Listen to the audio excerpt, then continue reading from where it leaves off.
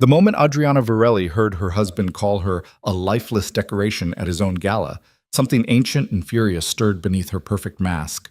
For 3 years, she'd been the silent wife, the porcelain doll in designer gowns who smiled on command.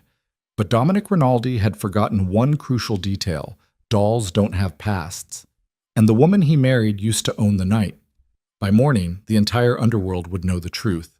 The Mafia boss's obedient wife was dead. In her place stood Nix, the ghost racer who'd never lost a race or forgiven a slight. If you're ready to see how far a caged predator will go when she finally breaks free, stay with me until the end. And don't forget to hit that like button and drop a comment with your city. I want to see how far this story travels. The Castellano Grand Ballroom dripped with old money and fresh blood. Crystal chandeliers worth more than most people's homes cast fractured light across marble floors, illuminating a carefully curated collection of monsters in $1,000 suits. They called it a charity gala.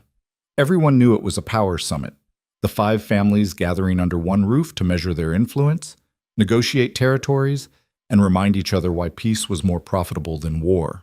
Adriana Varelli Rinaldi stood exactly where she was supposed to stand. 3 steps behind her husband, silent as a shadow, visible enough to be admired but never heard. Her champagne-colored Valentino gown cost $40,000. She'd never chosen it. The diamond choker at her throat, a wedding gift from Dominic, sat heavy as a collar. She'd never asked for it.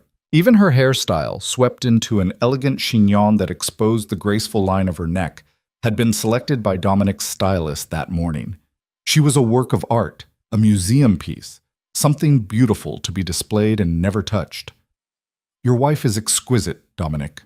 Marco Castellano raised his glass toward Adriana without actually looking at her. Where did you find such a treasure? Dominic's hand settled possessively on the small of her back, the only physical contact he'd initiated in months. A gentleman never reveals his sources, Marco. Let's just say I have excellent taste. Adriana's smile never wavered. It was the same smile she'd worn at 100 events like this. Perfectly pleasant. Completely empty. Inside, she counted tiles on the floor, calculated the distance to the nearest exit, cataloged the makes and models of luxury vehicles visible through the floor-to-ceiling windows. Anything to survive another 4 hours of being invisible. She doesn't talk much, does she? This from Vincent Moretti, underboss of the Chicago family. He circled Adriana like a buyer inspecting livestock, his gaze clinical. Beautiful, obviously, but a bit still, like a photograph. My wife understands her role. Dominic's voice carried the particular pride of a man showing off a prized possession. She doesn't burden me with unnecessary conversation. Honestly, it's refreshing. My first wife never stopped talking. The men laughed. Adriana's fingers tightened imperceptibly around her untouched champagne flute. A decorative wife, Marco mused. Smart choice for a man in your position. No drama, no complications, just beauty and silence. Exactly. Dominic turned slightly, finally acknowledging Adriana's presence. His eyes skimmed over her face without really seeing it. She's perfect because she knows better than to have opinions about business. Don't you, darling? It wasn't a question. It was a script, and Adriana knew her line. Of course. Her voice came out soft, refined, utterly devoid of personality. The voice of a woman who'd learned that silence was survival. Dominic returned his attention to Marco, already dismissing her. It's like having a beautiful piece of art. She stands exactly where I place her, requires minimal maintenance, and never causes problems. A lifeless decoration, perhaps, but an effective one. The words landed like physical blows. Lifeless decoration. Adriana's smile held. Her posture remained perfect, but something fundamental shifted behind her carefully constructed facade, a hairline fracture in glass that had been under pressure for too long. 3 years. 3 years she'd suffocated herself to fit into this role. 3 years she'd buried everything that made her real, vibrant, alive. And this was how he saw her. Not as a person making sacrifices, not as a woman choosing silence to keep the peace, as a decoration, as nothing. The conversation moved on. Trade routes and territory disputes. The usual territorial pissing contest disguised as civilized discussion. Adriana stood in her designated spot, the perfect accessory, and felt the careful architecture of her constructed identity begin to crumble. She'd been someone once, someone who mattered, someone who didn't need permission to breathe.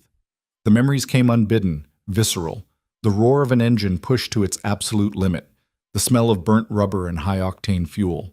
The electric rush of taking a corner at 140 miles per hour, so close to losing control that the line between death and transcendence disappeared entirely.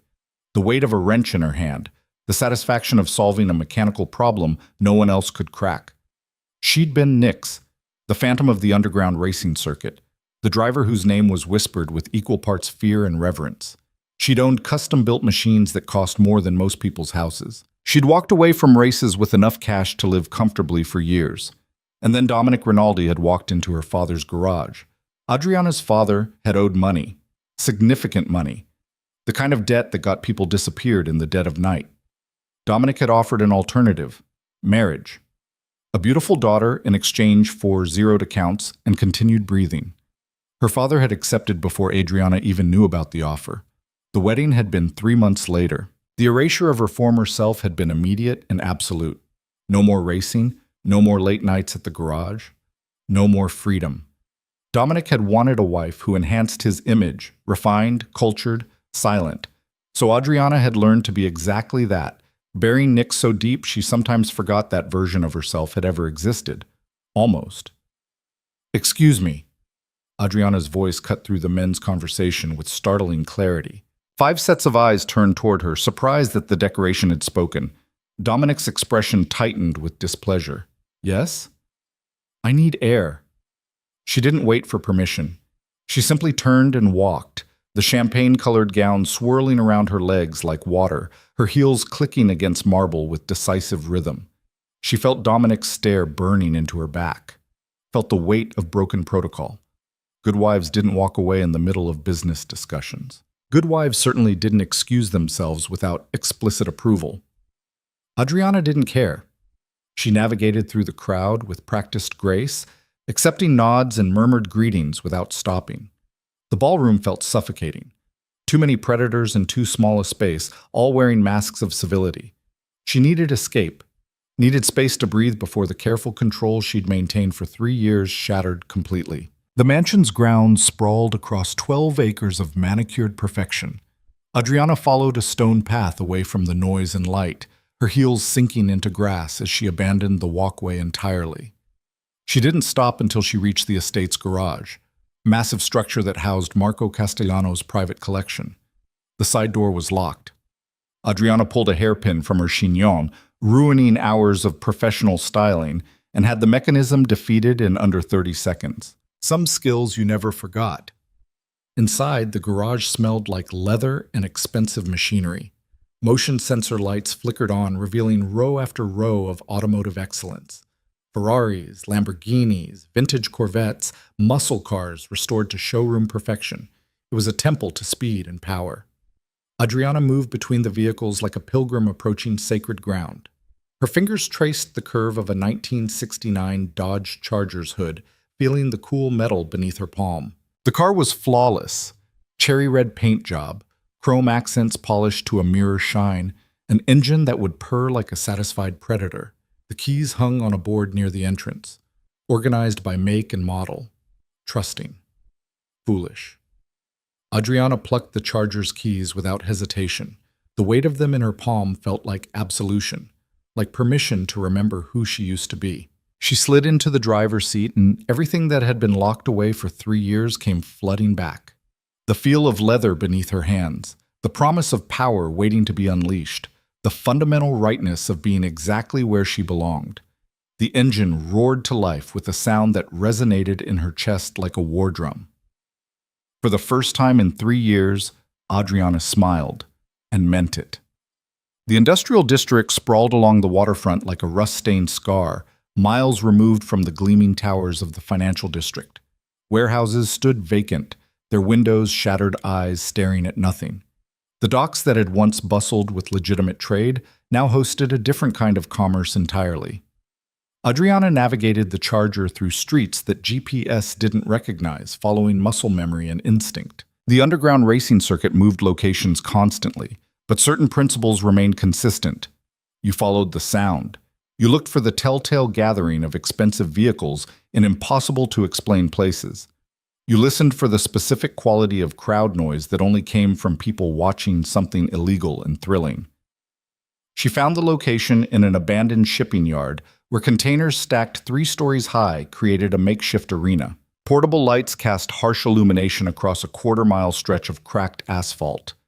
At least 50 vehicles crowded the periphery, everything from souped-up imports to American muscle, each representing tens of thousands of dollars in modifications and dreams of glory. And in the center of it all, the crowd. Maybe 200 people, all connected by the same addiction, the need to watch something real and dangerous happen right in front of them. Adriana killed the Charger's engine and sat in sudden silence, her heart hammering. She'd walked away from this world, promised herself she'd never come back. It was too dangerous, too exposed. If Dominic found out, a lifeless decoration. The words echoed in her mind, sharp as broken glass. She grabbed the duffel bag from the passenger seat, a gym bag she'd found in the Charger's trunk, and emptied of its contents. Inside now, her heels, her jewelry, her carefully constructed mask. She'd changed in a gas station bathroom 20 minutes ago, trading the Valentino gown for clothes she'd bought at a 24-hour sporting goods store. Black jeans, a black tank top, steel-toed boots. Anonymous. Practical. Real. The final piece sat in her lap, a matte black helmet with a tinted visor. She'd found it in the Charger's trunk, likely belonging to Marco's son, who'd made a hobby of weekend track days. Adriana turned it over in her hands, seeing her reflection distorted in the dark visor. The woman looking back wasn't Adriana Rinaldi, wasn't the silent wife or the obedient daughter. She was Nick's, and Nick's had never asked permission for anything. Adriana tucked the helmet under her arm and stepped out of the Charger. The night air hit her face, carrying the familiar perfume of burnt rubber, gasoline, and possibility. Conversations died as she approached the crowd. Heads turned, eyes assessed. A cherry red '69 Charger didn't go unnoticed in any context, but here, where machines were religion, it commanded respect. That's Castellano's car. A young guy in a backwards cap jabbed his friend's ribs. I've seen it at shows. What the hell is it doing here? Who's driving it? No idea. Never seen her before. Adriana kept walking, ignoring the whispers. The crowd parted for her, not out of recognition, but because of the way she moved, confident, purposeful. Someone who knew exactly where they belonged and didn't need validation. The race organizer stood near a makeshift starting line, clipboard in hand, counting a brick of cash with the focused attention of a priest performing a ritual. He looked up as Adriana approached, his expression shifting from annoyance to interest to calculation in rapid succession. Entry fees $10,000. His eyes flicked to the Charger. Cash only. And before you ask, yes, I know whose car that is. Question is, does he know you're here with it? I need a slot in the next race. Adriana's voice came out steady, stripped of the refined softness she'd cultivated for 3 years. This was her real voice, the one that had negotiated with mechanics and called out drivers who tried to cheat. You need a slot. The organizer laughed, sharp and dismissive. You and everyone else, sweetheart. I got a waiting list longer than... Adriana pulled a stack of hundreds from her pocket and counted out $10,000 with practiced efficiency. Money she'd skimmed over 3 years from household accounts Dominic never bothered to review. Money she'd saved without knowing why, some part of her apparently unwilling to completely surrender. The organizer's laughter died. He took the cash, counted it twice, then fixed Adriana with a measuring stare. You know what you're doing? Yes. This isn't some track day where you get a do-over if you spin out. You wreck that pretty machine. Nobody's calling you a tow truck. You understand? I understand. He studied her for a long moment, then shrugged. Your funeral. You're in the next heat. 4 drivers. Winner take all. He gestured toward the starting line. Racers are staging now. Try not to embarrass yourself too badly. Adriana walked toward the designated staging area, aware of the crowd's attention shifting, focusing. Whispers rippled outward like concentric circles on water. Who is she? Never seen her before. She's gonna get eaten alive. 3 other vehicles idled at the starting line.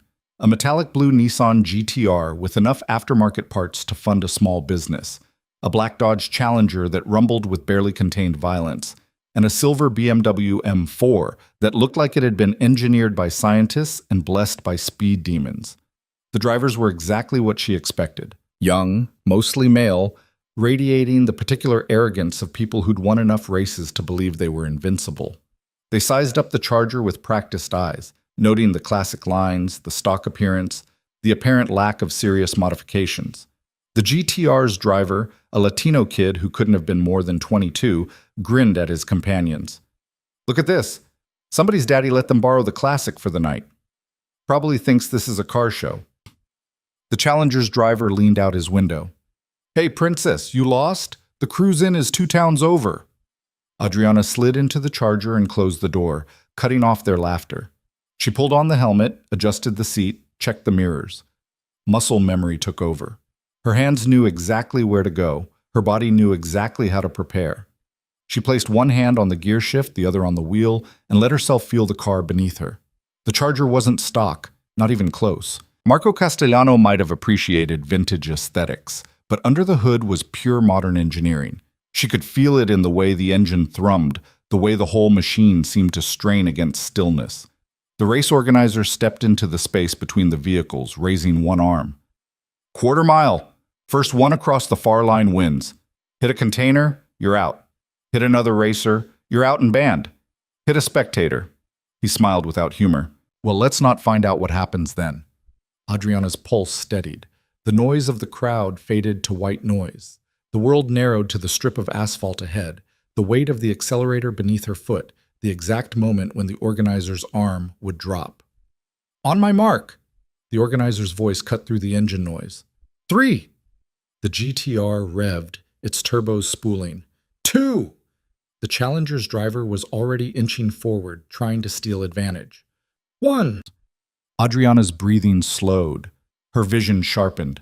The arm dropped. "Go!" Adriana's foot crushed the accelerator. The Charger exploded forward, its rear tires breaking traction in a controlled burn before catching and launching the vehicle like a missile. G-force slammed her back into the seat. The engine's roar drowned out everything except the pure, crystalline focus that came from riding the razor's edge between control and chaos. The GTR jumped to an early lead, its turbos providing brutal acceleration. The BMW slotted in second, its sophisticated traction control keeping it stable. The Challenger matched Adriana's pace, neck and neck through the first 100 feet. But then the real race began. Adriana shifted with mechanical precision, each gear change executed at the exact optimal moment. She'd memorized this engine's power band in the 15-minute drive to the docks, felt its preferences, understood its personality. The Charger wasn't the most technologically advanced vehicle in the race, but it had something the others lacked: raw, uncompromising power married to classic American engineering. And it had Adriana. The GTR's driver made his first mistake at the 100-yard mark, shifting too early and losing momentum. The BMW capitalized immediately, cutting inside and claiming the lead. The Challenger stayed aggressive, pushing Adriana toward the container stacks on the right side of the course. Amateur intimidation tactics. Adriana didn't flinch, she held her line, letting the Challenger's driver think he'd succeeded in rattling her. Then, at precisely the right moment, she dropped back half a car length and cut hard left. The Charger responded like an extension of her will, its rear end sliding in a perfectly controlled drift that carried her past the Challenger before he could react. The crowd's roar penetrated her focus for just a second, recognition that they'd witnessed something exceptional. 3 cars remained ahead of her, quarter mile to go. The BMW held first place. The GTR had recovered to second, and Adriana sat in third with the Challenger falling back after his failed intimidation play. The halfway point flashed past. Adriana pushed the Charger harder, its speedometer climbing past 90, past 100, into territory where mistakes became fatal and hesitation meant defeat. The GTR's driver tried to block as Adriana approached, weaving slightly to cover both passing lanes. Professional move, effective against most Challengers. Adriana wasn't most Challengers. She waited for the GTR to commit to a defensive line, then threaded the needle, a gap barely wider than her vehicle, requiring absolute confidence in her spatial awareness.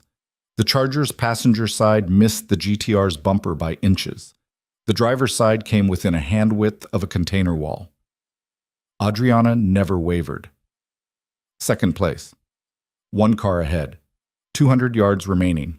The BMW's driver was good. She could see it in the way he took the racing line, maximizing every inch of available space. He knew she was coming, kept checking his mirrors, preparing his defense. But he'd made the fundamental mistake of believing this was about the cars. It wasn't.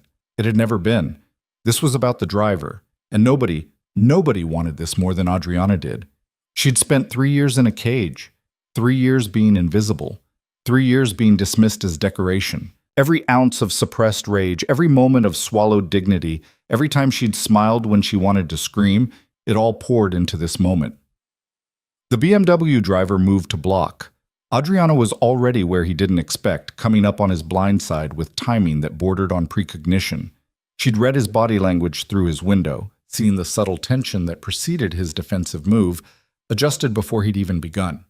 Nix had always been about reading the race 3 moves ahead. They entered the final straight side by side, inches apart, traveling at speeds that would turn any mistake into tragedy. The finish line waited 100 yards ahead. 50. 25. Adriana shifted one final time, extracting every atom of performance from the Charger's engine. The BMW matched her, the 2 cars perfectly aligned. 10 yards. 5. The Charger's nose crossed the line less than a second before the BMW's. Victory. Adriana eased off the accelerator, letting the Charger coast to a stop far beyond the finish. Her hands trembled slightly on the wheel, adrenaline burning through her system, 3 years of suppressed need finally finding release. She'd won. More than that, she'd remembered what it felt like to be fully, completely alive. The crowd's roar reached new heights, a wall of sound that vibrated through the Charger's frame. Adriana sat in the sudden quiet of the idling engine, letting herself feel everything. The satisfaction, the vindication, the pure rightness of being exactly who she was meant to be. Then she noticed the silence spreading through the crowd like ice across water, conversations dying, heads turning, the particular quality of stillness that came from predators recognizing a bigger predator in their territory. Adriana's triumph crystallized into something colder. She looked toward the crowd's periphery and saw exactly what she'd feared. A black SUV with tinted windows, flanked by 2 matching vehicles. Dominic's signature convoy. And standing in front of it, illuminated by harsh portable lights, Dominic Rinaldi himself. His expression was unreadable from this distance, but his posture spoke volumes, absolutely still, completely focused. The same stance he adopted before making decisions that ended lives. Their eyes met across 100 yards of cracked asphalt and stunned silence. For the first time in their 3-year marriage, Dominic actually saw her. Adriana killed the Charger's engine. The silence that followed felt apocalyptic. 200 people held their collective breath, understanding they were witnessing something unprecedented. The Mafia boss's quiet wife, the underground racing circuit's newest champion. The same person. Impossible. Adriana removed her helmet with deliberate slowness, letting her dark hair fall free. She opened the driver's door and stepped out, still wearing the anonymous black clothes, still standing in the aftermath of a victory Dominic would never have believed possible. She'd hidden for 3 years, survived by being invisible, endured by convincing herself that silence was strength. But Dominic had called her a lifeless decoration. And lifeless decorations didn't drive like forces of nature, didn't dominate races against competitors half their age, didn't stand in abandoned shipyards with $10,000 in prize money and the respect of people who valued skill over pedigree. Adriana started walking toward her husband, not hurrying, not hesitating, just moving with the confident, unhurried pace of someone who'd finally stopped apologizing for existing. Dominic's security detail moved to intercept. 6 men in tactical gear, hands near weapons, ready to protect their boss from whatever threat this represented. "Let her through." Dominic's voice cut through the tension. His eyes never left Adriana's face. The security detail parted. Adriana walked through them like they were statues, her focus entirely on the man who'd dismissed her as decoration. They stood 10 feet apart, close enough to read expressions, far enough to feel the chasm between them. You stole Marco Castellano's car. Dominic's voice was carefully controlled. Crashed his gala. Disappeared for 3 hours. And I find you... He gestured at the scene. Here. Racing. Winning. Yes.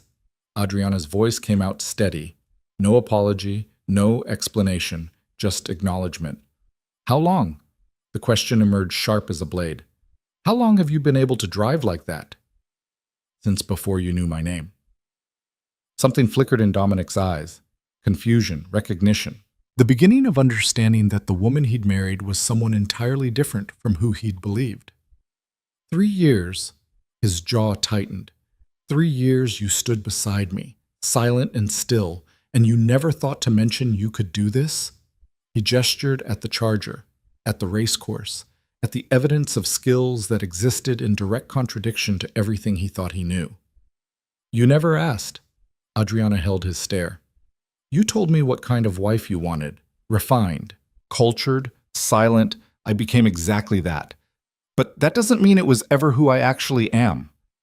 The crowd watched in rapt silence, understanding they were witnessing something far more dangerous than illegal street racing.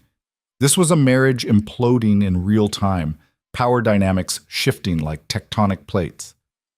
Who are you?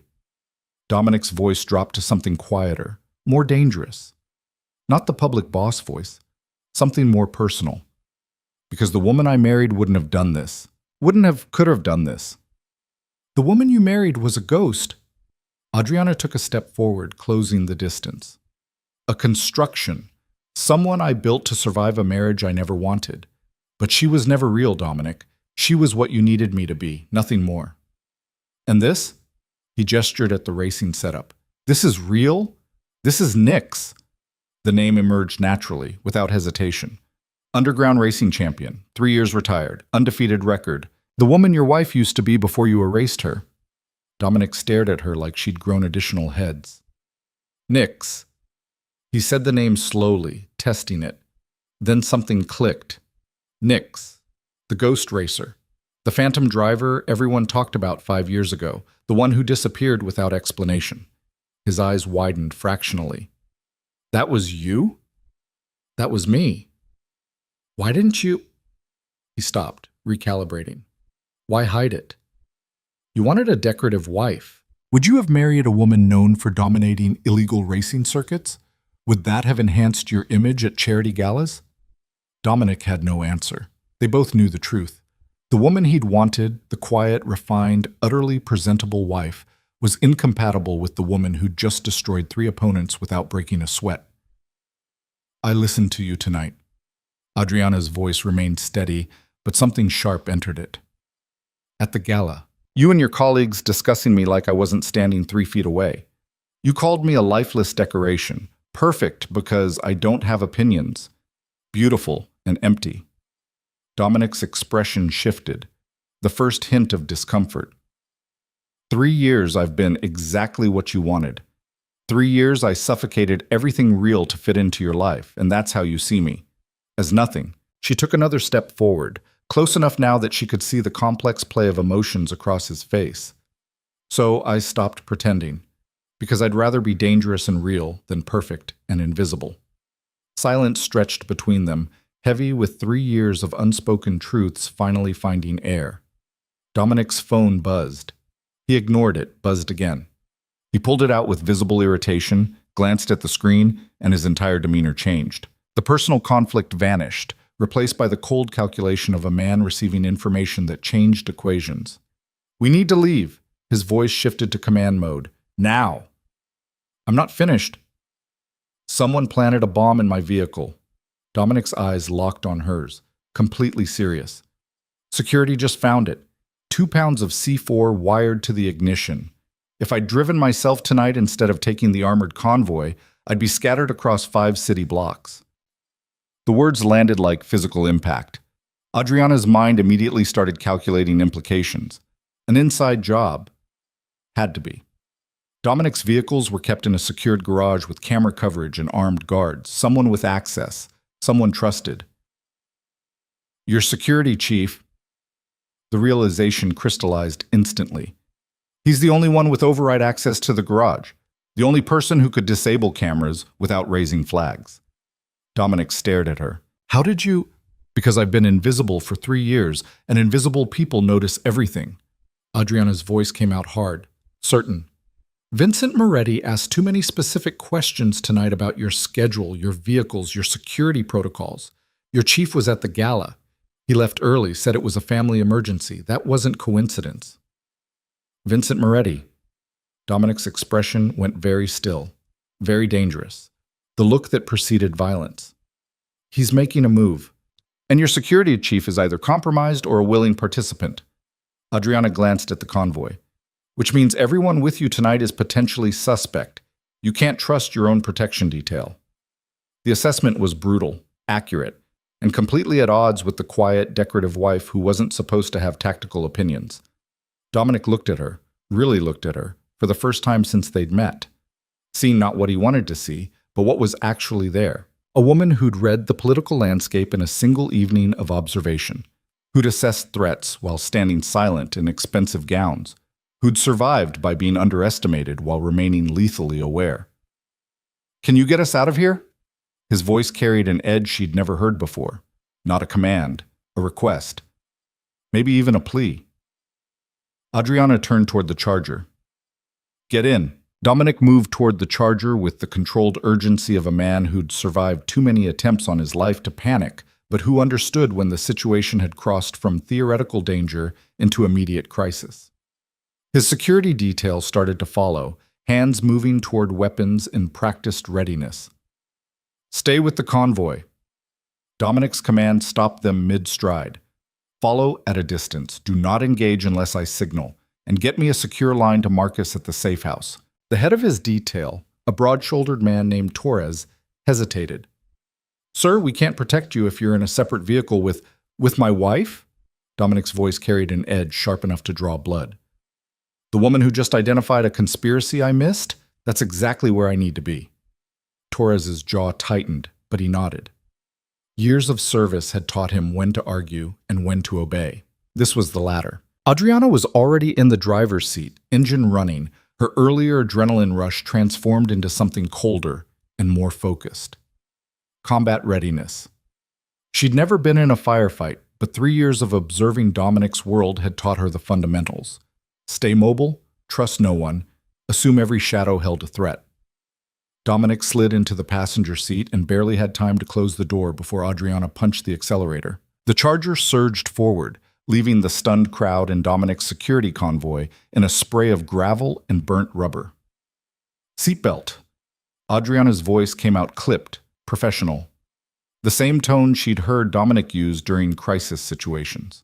He complied without argument, his phone already pressed to his ear. Marcus, talk to me. Adriana couldn't hear the other end of the conversation, but she watched Dominic's expression shift through micro-expressions that told their own story. Confusion, anger, deadly certainty. How long ago? Dominic's knuckles whitened around the phone. And you're sure it was clean? A pause. No, I'm mobile. With Adriana. Yes, that Adriana. His eyes flicked toward her. I'll explain later. Right now I need you to pull security footage from the estate garage. Last 72 hours. Focus on anyone accessing my vehicles. And Marcus, start with footage of Richard. Richard Castellano. The security chief Adriana had identified. Dominic was already moving on her assessment without hesitation. Where are we going? Dominic ended the call and turned his full attention to her. They were doing 70 on surface streets, weaving through late-night traffic with the kind of precision that spoke to absolute confidence behind the wheel. Somewhere without surveillance, somewhere your people don't know about, somewhere we can think. Adriana took a corner hard enough to make the tires scream, her body moving in perfect synchronization with the vehicle's dynamics. You have a safe house Vincent Moretti doesn't know about? 3 of them. He knows about all 3. Dominic's expression darkened. How could you possibly?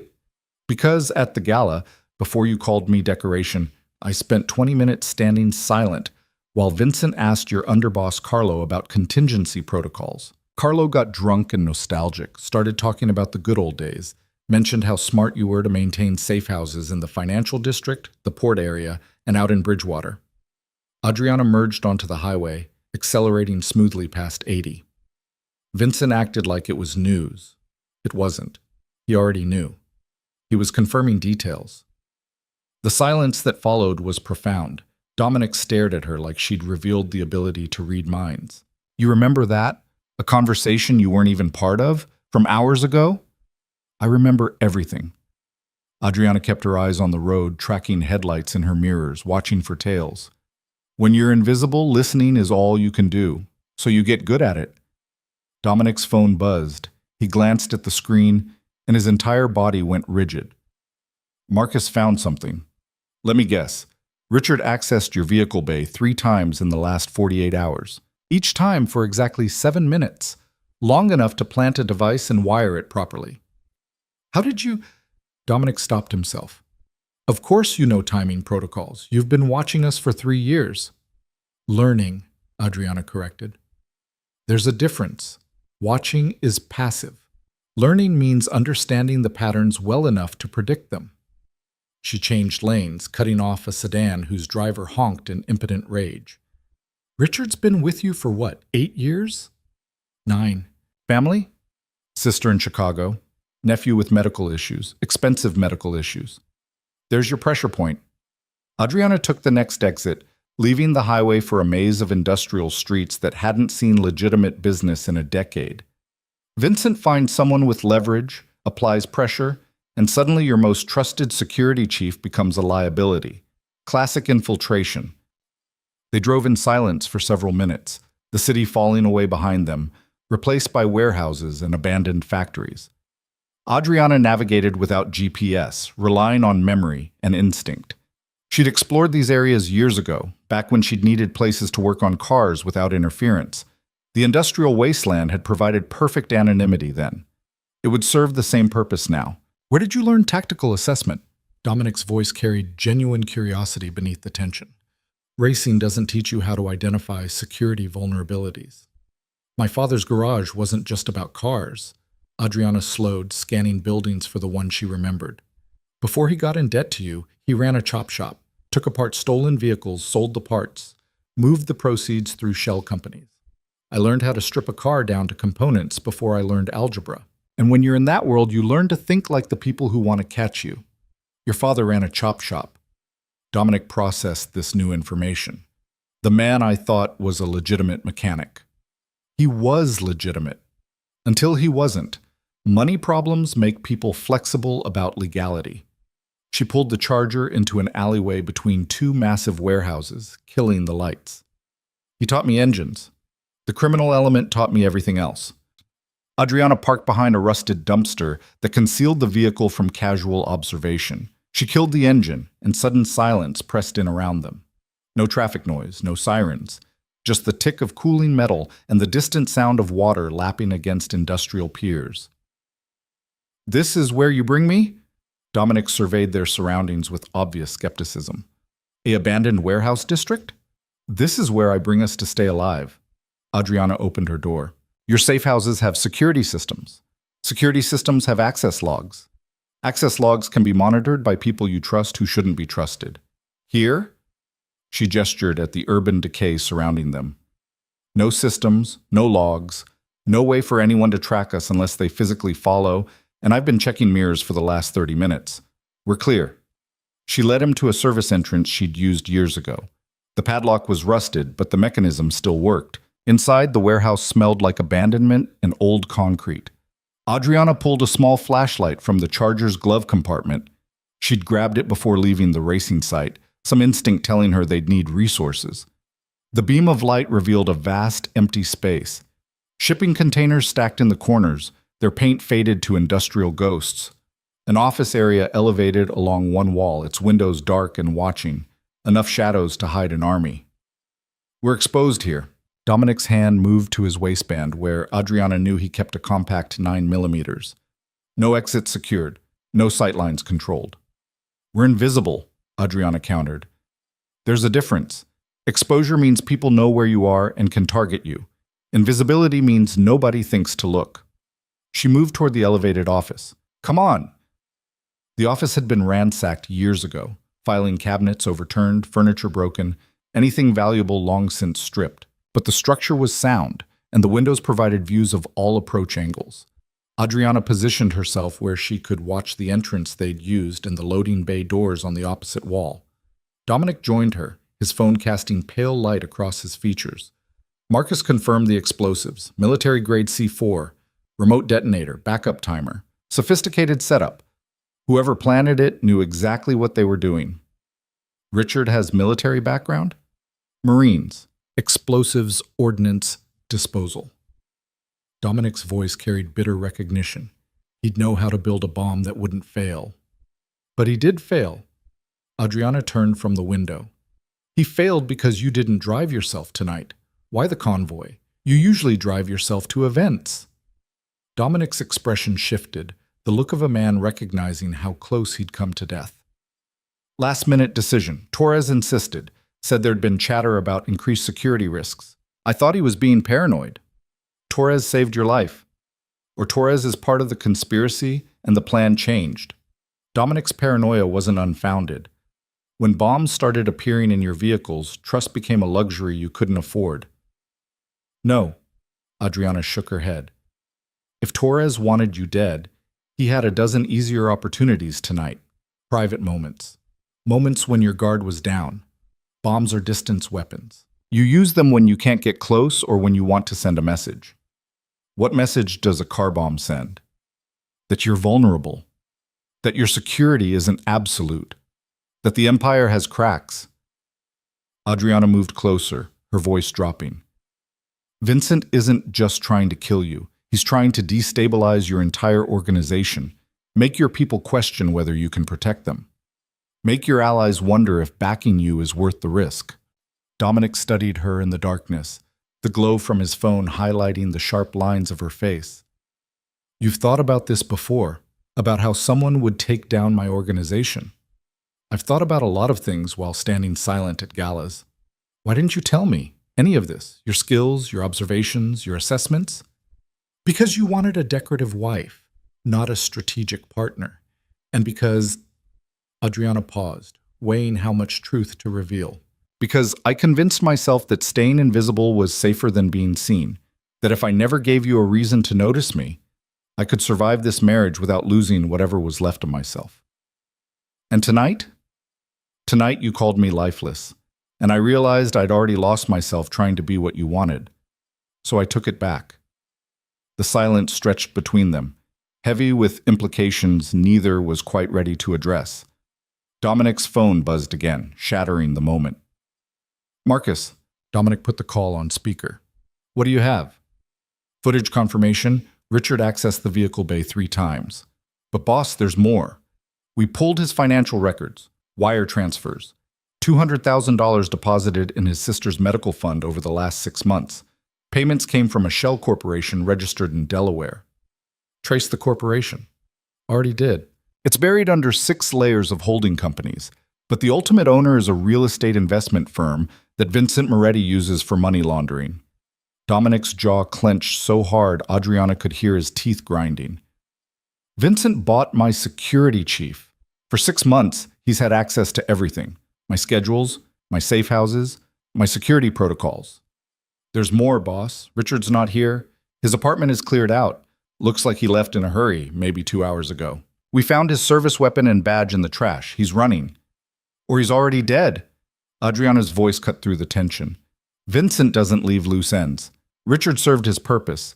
Now he's a liability who knows too much. Dominic ended the call without responding to Marcus. He stood there in the darkness, a man watching his carefully constructed empire reveal structural cracks. How many others?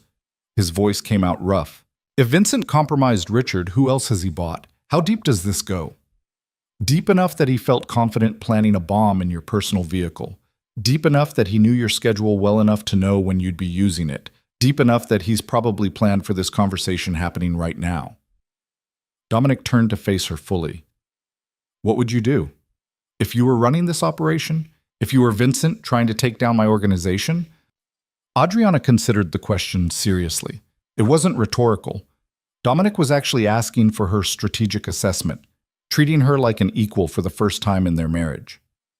I'd use the bomb as a distraction, get you focused on finding the traitor, securing your vehicles, checking your inner circle. While you're looking inward, I'd hit you from the outside. Target your revenue streams, your alliances. Make it look like you're losing control on multiple fronts simultaneously. What revenue streams? The Port Authority contracts you're negotiating, the casino development in Atlantic City, the construction union agreements. Adriana had absorbed 3 years of business discussions, filing away details that seemed irrelevant at the time. Vincent was very interested in those projects at the gala, asked specific questions about timelines and partnerships. Dominic's expression shifted to something between respect and disbelief. You remember business discussions from hours ago? Casual conversations about contracts and timelines? I remember everything, Adriana repeated. It's what invisible people do. We listen, we remember, we understand. Because information is the only power we have. Dominic's phone rang again. This time he didn't put it on speaker. He listened for 30 seconds, his expression darkening with each passing moment. Understood. Lock it down. Nobody in or out without my personal authorization. He ended the call and met Adriana's eyes. The Port Authority just got an anonymous tip about my organization's involvement in smuggling operations. They're launching an investigation. The Casino Development Board received documentation suggesting my financing comes from illegal sources. And the construction union's leadership was just informed that working with me violates federal racketeering laws. All happening right now? Tonight? Within the last hour. Vincent's timeline. Adriana's mind raced through implications. He planted the bomb knowing you'd survive, knowing you'd find Richard's betrayal, knowing you'd go into lockdown mode. And while you're defending yourself from phantom attacks on your business operations, he's positioning himself as the stable alternative, the boss who has control while you're scrambling. It's a coup. Dominic's voice carried the weight of recognition. Not a hit, a complete organizational takeover. Can you stop it? Not from here.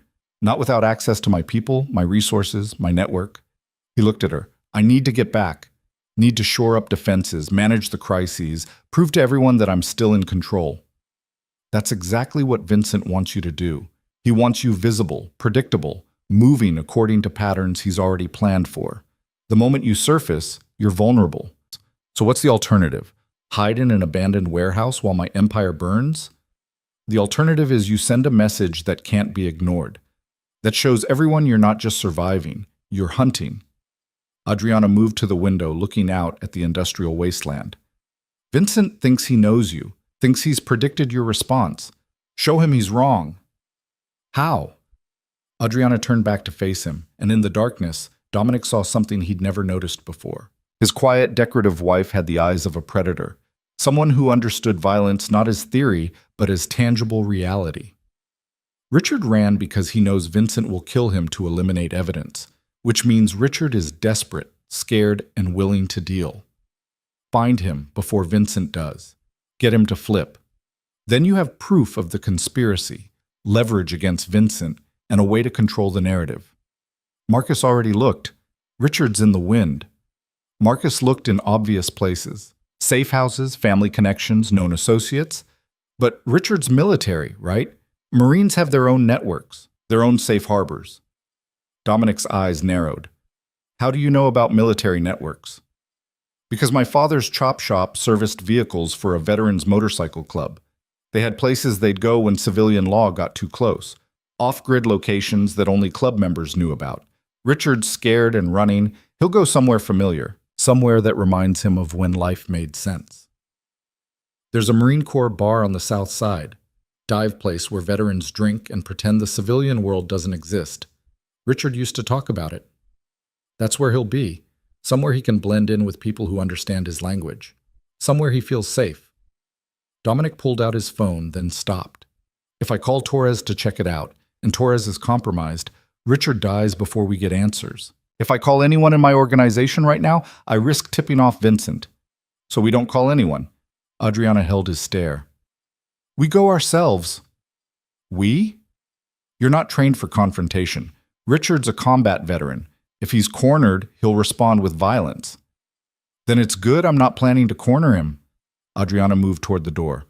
I'm planning to offer him something Vincent can't. A way out that doesn't end with a bullet in his head. They descended the office stairs in silence. The Charger waited in the alley like a sleeping predator, its cherry red paint absorbing and reflecting ambient light in equal measure. Dominic stopped her before she could open the driver's door. Why are you doing this? 3 years you've been invisible.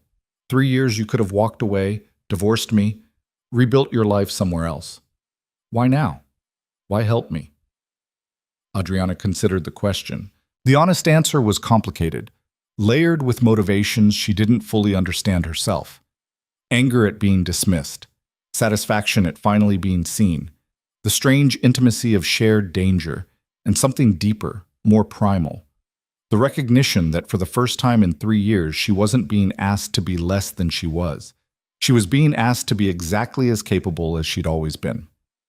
Because you called me lifeless, she said finally, and I wanted to show you exactly how alive I actually am.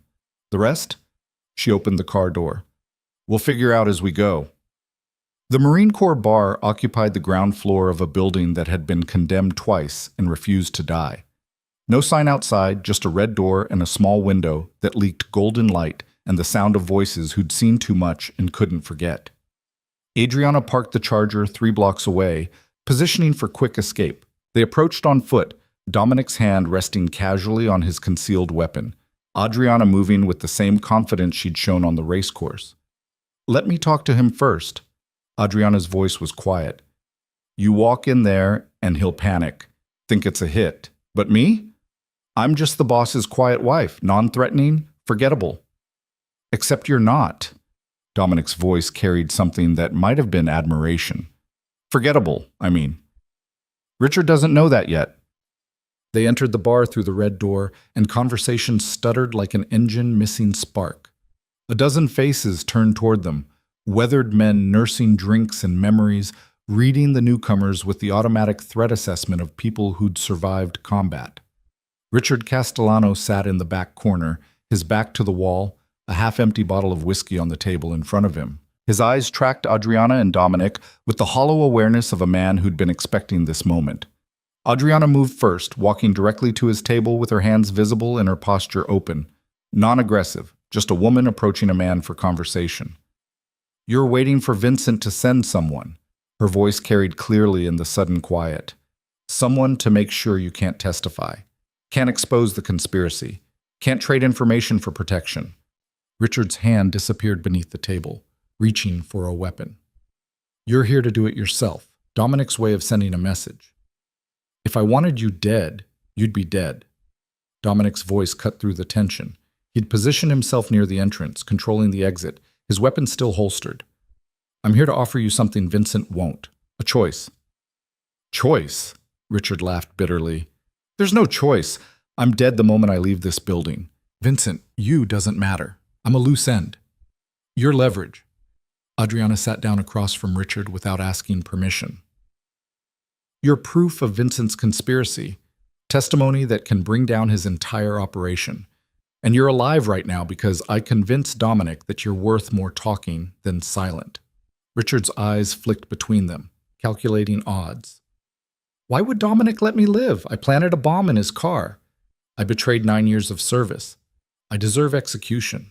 You deserve a lot of things. Dominic moved closer, his presence filling the space. But what I need right now is information, names, accounts, communication records, everything Vincent told you, everything you did for him. Complete cooperation in exchange for your sister keeping her medical funding and you keeping your life. My sister's money came from Vincent, and it'll keep coming, from me, double what Vincent paid, but only if you give me everything. Richard stared at Dominic, searching for the trap. You'd pay for my sister's medical care after I tried to kill you? He'd do it because you're not the villain here. Adriana's voice softened slightly. Vincent is. He found your pressure point and exploited it, made you choose between betraying your boss and watching your nephew die. That's not evil. That's desperation. And desperate men can be reasoned with. The truth of it settled over Richard like a weight. His hand emerged from beneath the table, empty. His shoulders sagged with the exhaustion of carrying impossible choices.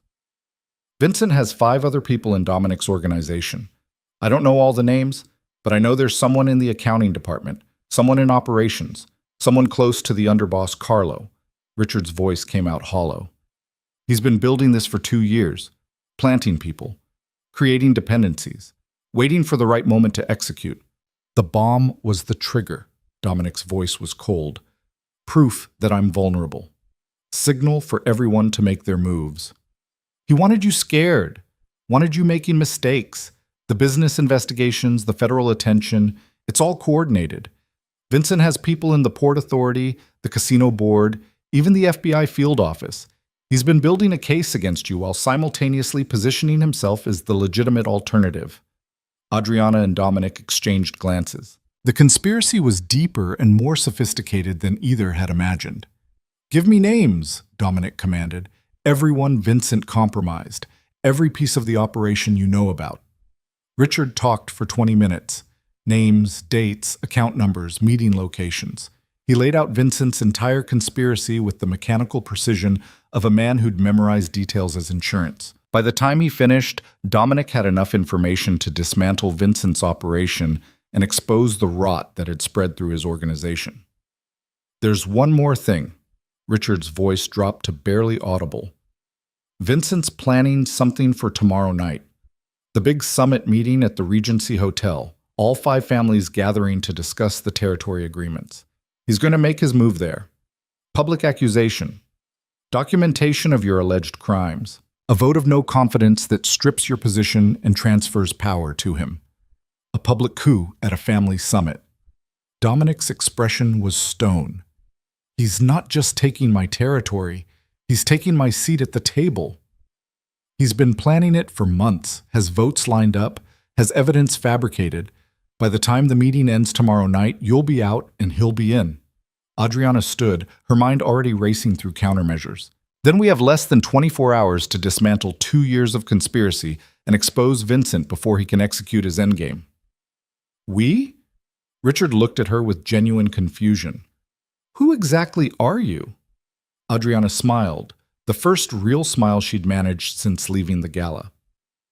"I'm the lifeless decoration, the quiet wife, the woman everyone ignored while she learned exactly how to bring down empires."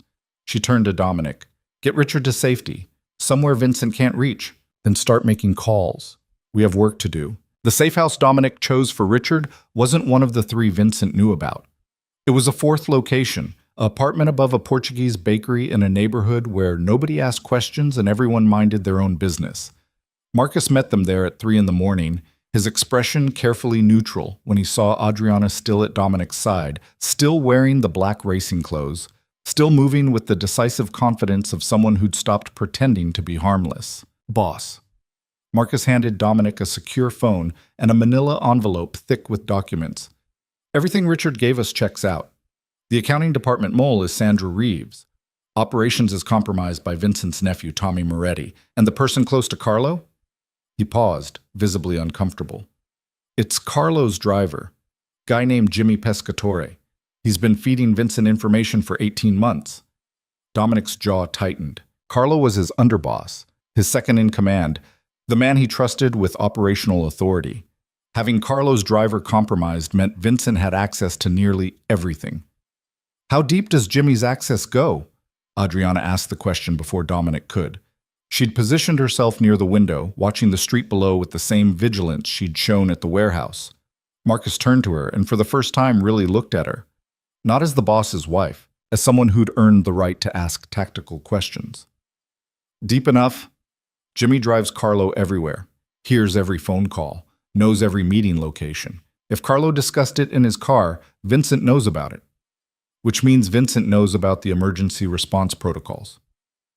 Adriana's mind raced through implications. He knows how Dominic's organization reacts to crises, knows the fallback positions, the communication hierarchies, the decision-making patterns. He's been studying us." Dominic's voice carried cold fury. "For 2 years, he's been watching how we move, learning our rhythms, identifying our weaknesses. Tonight wasn't improvised, it was choreographed. So we changed the choreography." Adriana turned from the window. "Vincent's planned for you to react predictably. Shore up defenses, call emergency meetings, go into protection mode. Don't give him what he expects. What do you suggest? Attack, not defensively, not reactively, aggressively. She moved to the table where Marcus had spread documents, financial records, communication logs, surveillance photos. Vincent's built his conspiracy on the assumption that you won't see it coming until it's too late. He's counting on surprise and momentum. Take both away from him. Marcus glanced at Dominic, clearly uncertain whether to take strategic direction from the boss's wife. Dominic nodded slightly, granting permission. How do we take away his momentum? Marcus asked. The summit's tomorrow night. That's his endgame. His moment to present fabricated evidence and force a vote. Even if we expose his moles, he'll just accelerate the timeline. Then we don't wait for the summit.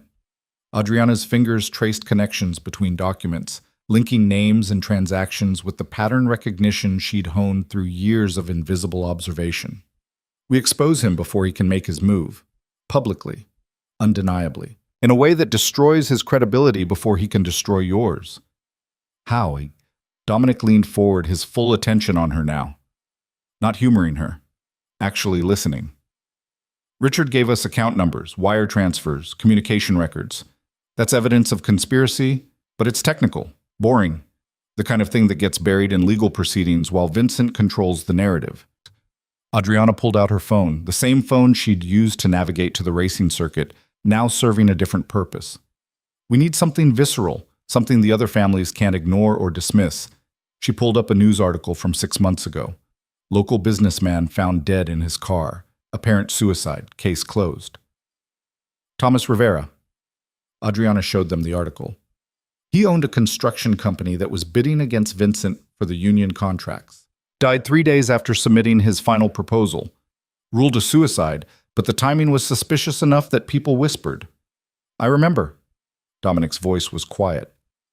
Vincent got the contracts, consolidated his construction empire. I thought it was fortunate timing. It was murder. Adriana pulled up another article. And he's not the only one. 4 other competitors have died or disappeared in the last 2 years. All of them obstacles to Vincent's expansion. All of them ruled accidents or suicides or simply unsolved. Marcus stared at the phone screen. You think Vincent had them killed? I think Vincent's been eliminating competition while building his conspiracy against Dominic. 2 parallel operations, one focused on infiltration, one focused on consolidation. And I think if we dig into these deaths, we'll find connections that prove he's not just a conspirator. He's a serial killer hiding behind legitimate business. That's a serious accusation. Dominic's voice carried warning. Accusing another family boss of murder without absolute proof is grounds for retaliation. If you're wrong, I'm not wrong. Adriana met his eyes. I've spent 3 years watching these people, listening to conversations, reading body language. Vincent Moretti is ambitious, ruthless, and patient. He doesn't just want your territory. He wants to be untouchable. And the best way to be untouchable is to eliminate anyone who might challenge you before they become a threat. The silence that followed was heavy with calculation. Dominic exchanged glances with Marcus, some wordless communication passing between them. If we investigate these deaths and find proof, Marcus said slowly, we have leverage. Real leverage. Not just evidence of conspiracy against Dominic, but evidence of unsanctioned murders. The other families won't tolerate that. It threatens everyone. Exactly. Adriana turned back to the documents. Vincent's been so focused on his long game that he's left a trail. We just need to follow it. In less than 24 hours? Marcus shook his head. Boss, even if she's right, we don't have time to conduct proper investigations. The summit's tomorrow night. We don't need proper investigations. Adriana pulled up contact information on her phone. We need one loose thread, one person who knows something and is willing to talk. The rest will unravel from there. Who? Thomas Rivera's widow, Catherine Rivera. She never believed her husband killed himself, spoke to reporters about it, hired a private investigator, made enough noise that Vincent's people had to threaten her into silence. Adriana had remembered the details from a society column she'd read months ago, some fundraiser where Catherine Rivera had appeared looking haunted. She knows something. She just needs someone powerful enough to protect her while she talks. Dominic stood, decision crystallizing. Marcus, Pull everything you can find on Catherine Rivera, where she lives, who she talks to, what her daily routine looks like. I want a complete profile in 2 hours. Boss, if we approach her and Vincent finds out, he won't find out, because we're not sending anyone from the organization. Dominic turned to Adriana. You're going to talk to her. The statement landed like a physical impact. Adriana had expected to provide intelligence, maybe coordinate logistics. She hadn't expected to be sent into the field. Me? Her voice came out steadier than she felt. I'm not an investigator. I'm not even... You're exactly what we need. Dominic moved closer, his expression intense. Catherine Rivera won't talk to my people. She's been threatened, traumatized, driven into silence by men with guns and bad intentions. But you? You're the boss's wife. Non-threatening, sympathetic. Someone who understands what it's like to be powerless in a world run by men like us. I'm not powerless anymore. No. But you remember what it felt like. And that's what she needs. Someone who understands her fear and can offer her a way out of it. Adriana considered the proposal. It was dangerous. If Vincent discovered she was investigating him, she'd become a target. But danger had stopped being a deterrent the moment she'd stolen the charger and reclaimed her identity. What do I offer her? Adriana asked. What makes her trust me enough to talk? The truth. Dominic's voice softened slightly. That her husband was murdered. That you can prove it. And that if she helps you, Vincent Moretti will face consequences for the first time in his life. 3 hours later, Adriana stood on the porch of a modest house in a suburb that existed in the space between working class and middle class aspirations. The sun was rising, painting the sky in shades of pink and gold that seemed inappropriately beautiful given the conversation she was about to have. She'd changed clothes, the racing blacks were gone, replaced by a simple dress and cardigan that Marcus had somehow procured, probably from his wife's closet. Adriana looked respectable, sympathetic, safe. Exactly the image she needed to project. Catherine Rivera answered on the third knock. She was younger than Adriana expected, maybe 40, with dark circles under her eyes that spoke of too many sleepless nights, and the particular exhaustion that came from grief without closure. I'm not interested in whatever you're selling. Catherine started to close the door. Your husband didn't kill himself.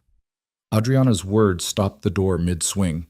Thomas was murdered, and I can prove it.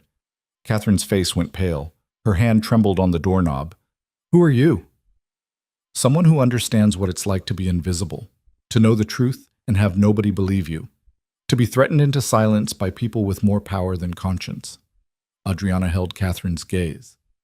I'm Adriana Rinaldi, Dominic Rinaldi's wife, and I need your help to bring down the man who killed your husband. The silence stretched between them. Catherine's eyes searched Adriana's face, looking for deception, for threat, for the trap she'd learned to expect. Why should I trust you? Your husband is one of them, part of the same world that killed Thomas. You're right, he is. But the man who killed your husband isn't just Dominic's enemy. He's everyone's enemy. He's been killing people and calling it business. And if we don't stop him, he'll keep killing until nobody's left to challenge him. Catherine's hand dropped from the doorknob. She stood there, silhouetted against the warm light of her home, wrestling with a decision that could either bring justice or get her killed. Come in. She stepped back, opening the door fully. But if this is a trick, if you're here to hurt me, if I was here to hurt you, you'd already be hurt. Adriana stepped inside. I'm here because you're the only person brave enough to tell the truth. And I'm the only person positioned to make sure that truth actually matters. Inside, Catherine's home was a museum of interrupted life. Photos of Thomas Rivera smiled from frames on every surface. A half-finished renovation project sat abandoned in the corner. The coffee table held stacks of documents, police reports, private investigator findings, newspaper clippings about other suspicious deaths. Catherine had been investigating on her own, connecting dots that nobody else wanted to see. I knew Thomas didn't kill himself. Catherine's voice was steady, but her hands shook as she gathered documents. He had no reason. Business was good. We were happy. And Thomas was Catholic. He would never have committed suicide. It wasn't in him. What did the police say? That he was under financial stress? That the construction business was more competitive than I knew? That sometimes people hide their problems until it's too late. Catherine's voice turned bitter. They found him in his car with a bottle of pills and a note. Case closed. Suicide. Move on. But you didn't move on. I hired a private investigator, Dennis Harper. He found irregularities. The note was typed, not handwritten. The pills in Thomas's system were a dosage that would have knocked him unconscious before he could have driven anywhere. And the parking garage where they found him? It was owned by a shell company. Let me guess. A shell company connected to Vincent Moretti. Catherine's eyes widened. How did you know? Because Vincent's been using the same tactics for 2 years. Eliminate competition, make it look natural, consolidate power while everyone's still processing the loss. Adriana sat down, gestured for Catherine to do the same. What happened to your investigator? Dennis disappeared 3 weeks after giving me his findings. Just vanished. His office was cleaned out. His files were gone. And I got a visit from 2 men who very politely explained that continuing to investigate would be bad for my health. You were threatened into silence. I was terrified into silence. Catherine's voice cracked. What was I supposed to do? I'm a widow with 2 kids, no resources, no protection, no way to fight back against people who could make me disappear as easily as they made Thomas and Dennis disappear. Adriana reached across the table, placed her hand over Catherine's. You survived. That took more courage than fighting back would have. And now you have resources, you have protection, you have someone who can actually do something with the truth you've been carrying. What can you do? You're married to a mob boss, you're part of their world. I'm part of their world, but I'm not powerless in it, not anymore. Adriana's voice carried absolute certainty. I need everything you have, every document, every finding, every suspicion. And I need you to trust that I'll use it to make sure Vincent Moretti faces consequences. Catherine studied her for a long moment. Why are you doing this? What do you get out of exposing Vincent? Honestly, vindication. 3 years I've been told I don't matter, that I'm decoration, that I should be quiet and pretty and empty. Tonight I decided to be loud and dangerous and impossible to ignore. And taking down Vincent?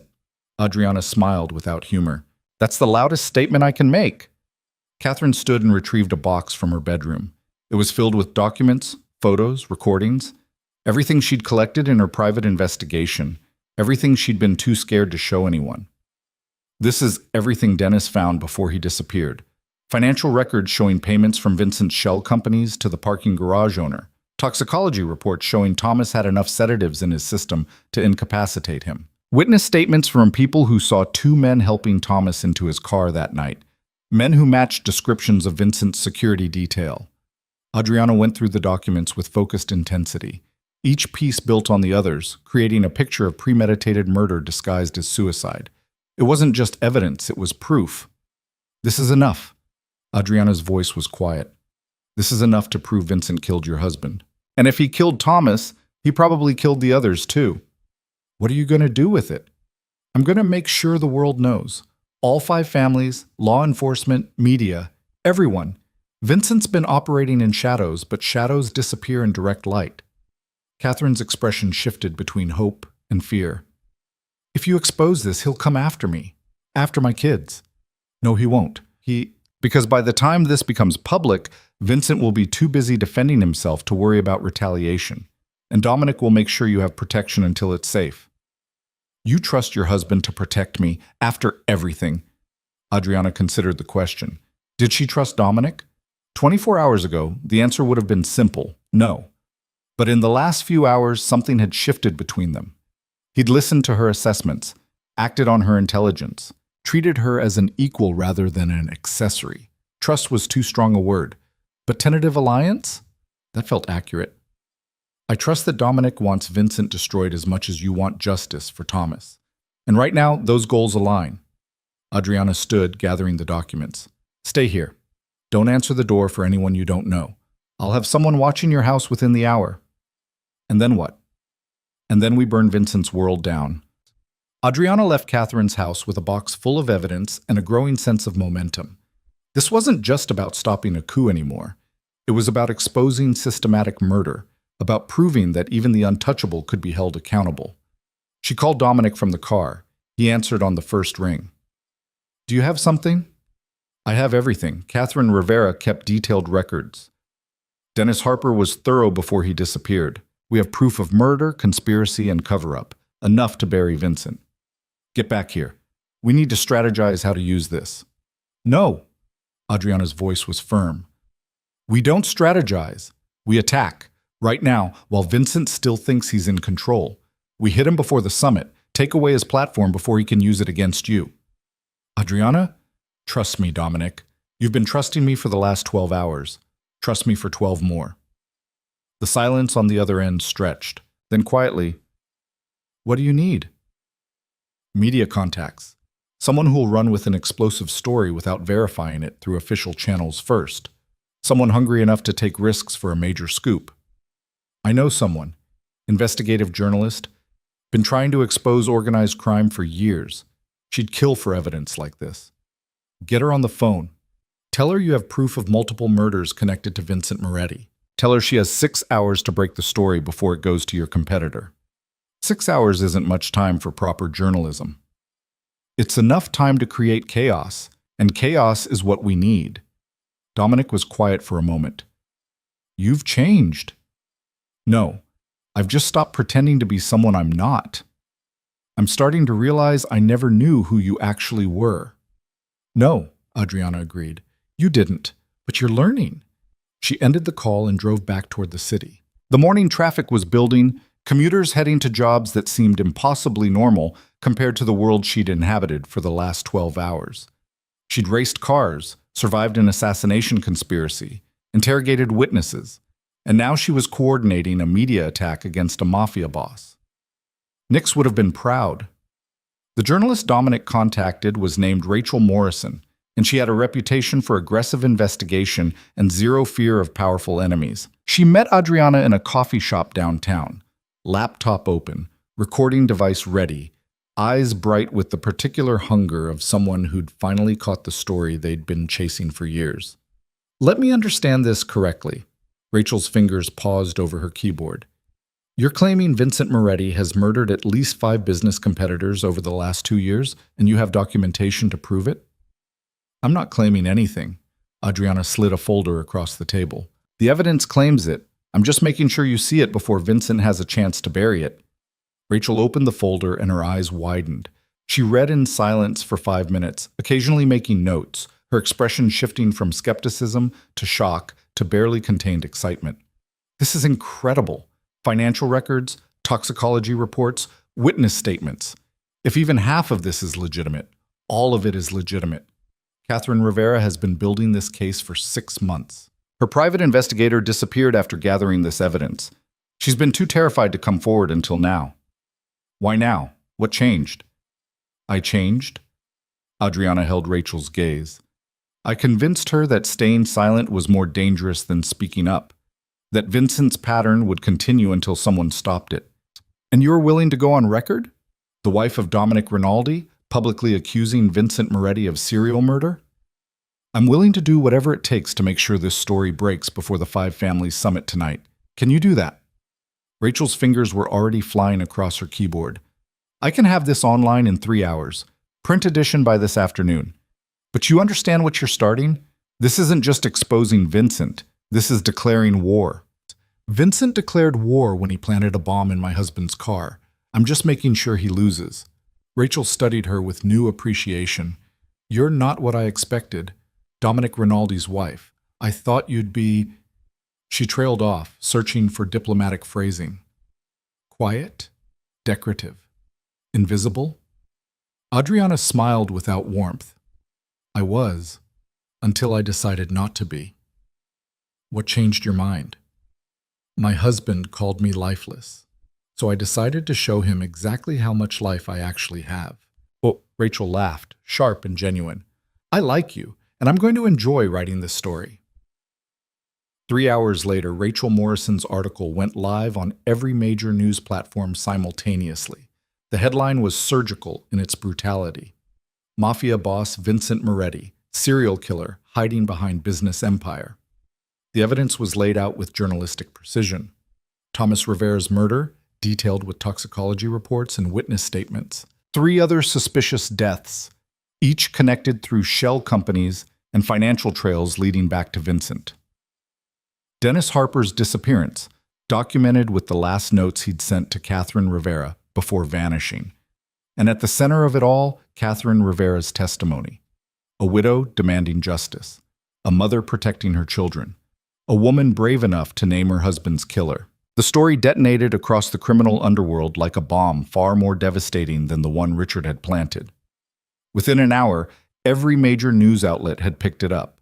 By noon, federal investigators had announced they were reviewing the evidence. By early afternoon, the other 4 family bosses had released carefully worded statements expressing concern and calling for a full investigation. Vincent Moretti's carefully constructed empire began to crack. Adriana watched the fallout from the safe house, monitoring news feeds and encrypted communications Marcus had set up. The 5 families summit, scheduled for that evening, had been postponed indefinitely. Nobody wanted to be in the same room as Vincent while federal agents were building murder cases. Dominic stood beside her, watching the screens with grim satisfaction. He's finished. Even if he beats the criminal charges, he's lost credibility, lost allies, lost everything he spent 2 years building. He's wounded, Adriana corrected. Not finished. Wounded predators are the most dangerous kind. As if summoned by her words, Dominic's phone rang. Unknown number. He put it on speaker. You've made a serious mistake, Dominic. Vincent's voice was cold, controlled, deadly. Did you really think you could destroy me without consequences? I think I just proved I could. Dominic's voice matched Vincent's ice. Your conspiracy is exposed. Your murders are public. You're done. I'm done, Vincent laughed, but there was no humor in it. You're delusional. All you've done is escalate this into open warfare, and in war, everyone loses. Is that a threat? It's a promise. You and your clever little wife think you've won because you got some journalist to print allegations. But allegations aren't convictions, and wars aren't won by publicity. They're won by whoever's willing to go furthest. The line went dead. Adriana and Dominic stood in the resulting silence, the weight of Vincent's words settling over them like ash. He's going to retaliate. Adriana's voice was quiet. Hard. Immediately. He has nothing left to lose. Let him try. Dominic's jaw was set. We'll be ready. But even as he said it, Adriana saw the flicker of concern in his eyes. They'd wounded Vincent, exposed him, humiliated him publicly, and now they'd have to survive his response. Vincent's retaliation came faster than even Adriana predicted. 40 minutes after his call, Marcus burst through the safe house door with an expression that made Dominic's hand immediately move to his weapon. Catherine Rivera's house is on fire. Marcus's words came out sharp, clipped. Firefighters are calling it arson. Accelerant patterns consistent with professional work. Catherine and her kids got out, but barely. They're at the hospital with smoke inhalation. Adriana felt ice slide through her veins. She'd promised Catherine protection, had someone watching the house, and Vincent had still gotten through. How? Dominic's voice was deadly quiet. We had 2 of our people on surveillance. How did someone get past them? They didn't get past them. They went through them. Marcus pulled up footage on his phone. Security camera from a neighbor's doorbell. Watch. The video showed a white van pulling up to Catherine's house. 4 men emerged, moving with military precision. One of them walked directly to the car, where Dominic's surveillance team sat and fired twice through the windshield. No hesitation, no negotiation, just execution. Then the men doused Catherine's porch with liquid from containers, struck a match, and were gone before the flames fully caught. Professional hit squad. Dominic's jaw clenched. Vincent called in outside talent. People we wouldn't recognize. He's escalating beyond normal protocols. Marcus looked shaken. Killing our people in the open. Burning civilian homes. This isn't about business anymore. It's about sending a message. The message is clear. Adriana's voice was steady, despite the rage building in her chest. He's telling us that exposing him doesn't make us safe, that he can still reach anyone we try to protect, that fighting him has consequences. Catherine and her kids need to disappear. Dominic was already moving, gathering weapons from a hidden cache in the safe house. Marcus, get them into federal protection. Witness security, full coverage, I don't care what it costs. Already arranged. Marshals are picking them up from the hospital. They'll be in a secure location within the hour. Good. Dominic loaded a magazine into a handgun with practiced efficiency. Now we need to figure out where Vincent is and end this before he kills anyone else. He won't be at his estate. Adriana moved to the window, her mind working through tactical possibilities. Too obvious, too exposed now that he's a public target. He'll be somewhere fortified, somewhere with multiple exits and loyal security. His warehouse complex on the river. Marcus pulled up a map on his phone. Owns it through shell companies. Uses it for storage and off-books meetings. The building's a fortress. Reinforced walls, limited access points, security that answers only to him. How many people does he have with him? Unknown, but if he's planning to weather this crisis, he'd want his most trusted lieutenants close. Maybe a dozen people. Maybe more if he's called in additional muscle. Adriana studied the map, her racing instincts translating architectural layouts into tactical opportunities. What's the surrounding area? Industrial zone, mostly abandoned. River access on one side, rail yards on the other. No civilians to worry about, but also no cover if things go loud. Things are going to go loud. Dominic checked his weapon. Vincent just murdered 2 of my people and tried to kill a civilian witness. This ends tonight. You can't assault a fortified position with the people you have here. Adriana's voice cut through his anger. Vincent's expecting direct confrontation. He's prepared for it. You go in with guns blazing, he'll turn it into a massacre and claim self-defense. So what do you suggest? We wait while he picks off everyone connected to us. I suggest we make him come to us. Draw him out of his fortress into territory where we control the variables. Dominic turned to face her fully. How? By giving him a target he can't resist. Adriana met his eyes. Me. The silence that followed was absolute. Marcus stopped moving. Dominic's expression went very still. Absolutely not. Dominic's voice was flat. You're not bait. I'm the perfect bait. I'm the one who started this, who convinced Catherine to talk, who coordinated with Rachel Morrison. Vincent's entire empire is crumbling because of actions I took. If anyone's his primary target right now, it's me. Which is exactly why you're staying here, protected, away from anywhere he can reach you. Protected didn't save your surveillance team. Protected didn't save Catherine's house from burning. Vincent has resources and professionals and nothing left to lose. If he wants to reach me, eventually he will. Better to control when and where that happens. Marcus cleared his throat carefully. She has a point, boss.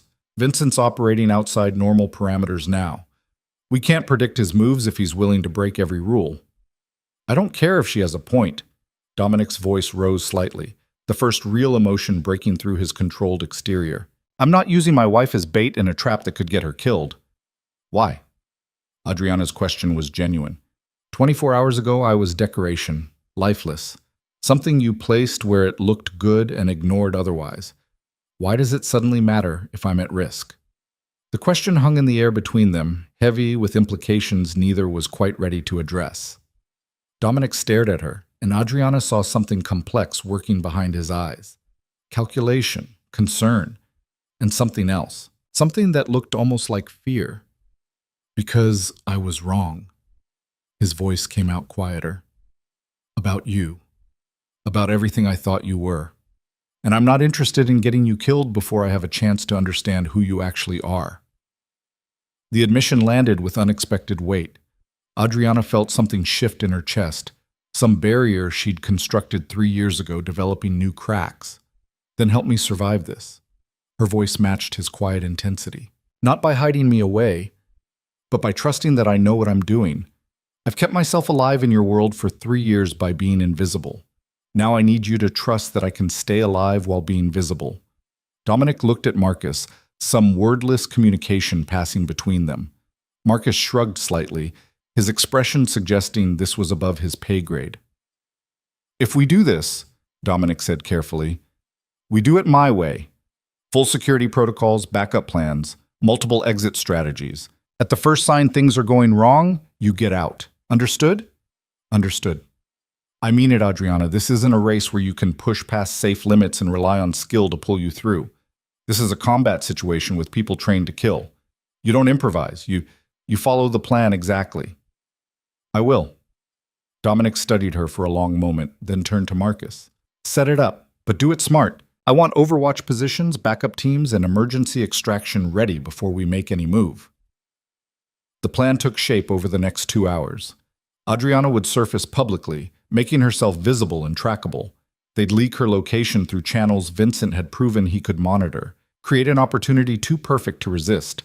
And when Vincent sent his people to eliminate the threat she represented, Dominic's team would be waiting. The location they chose was a parking garage downtown.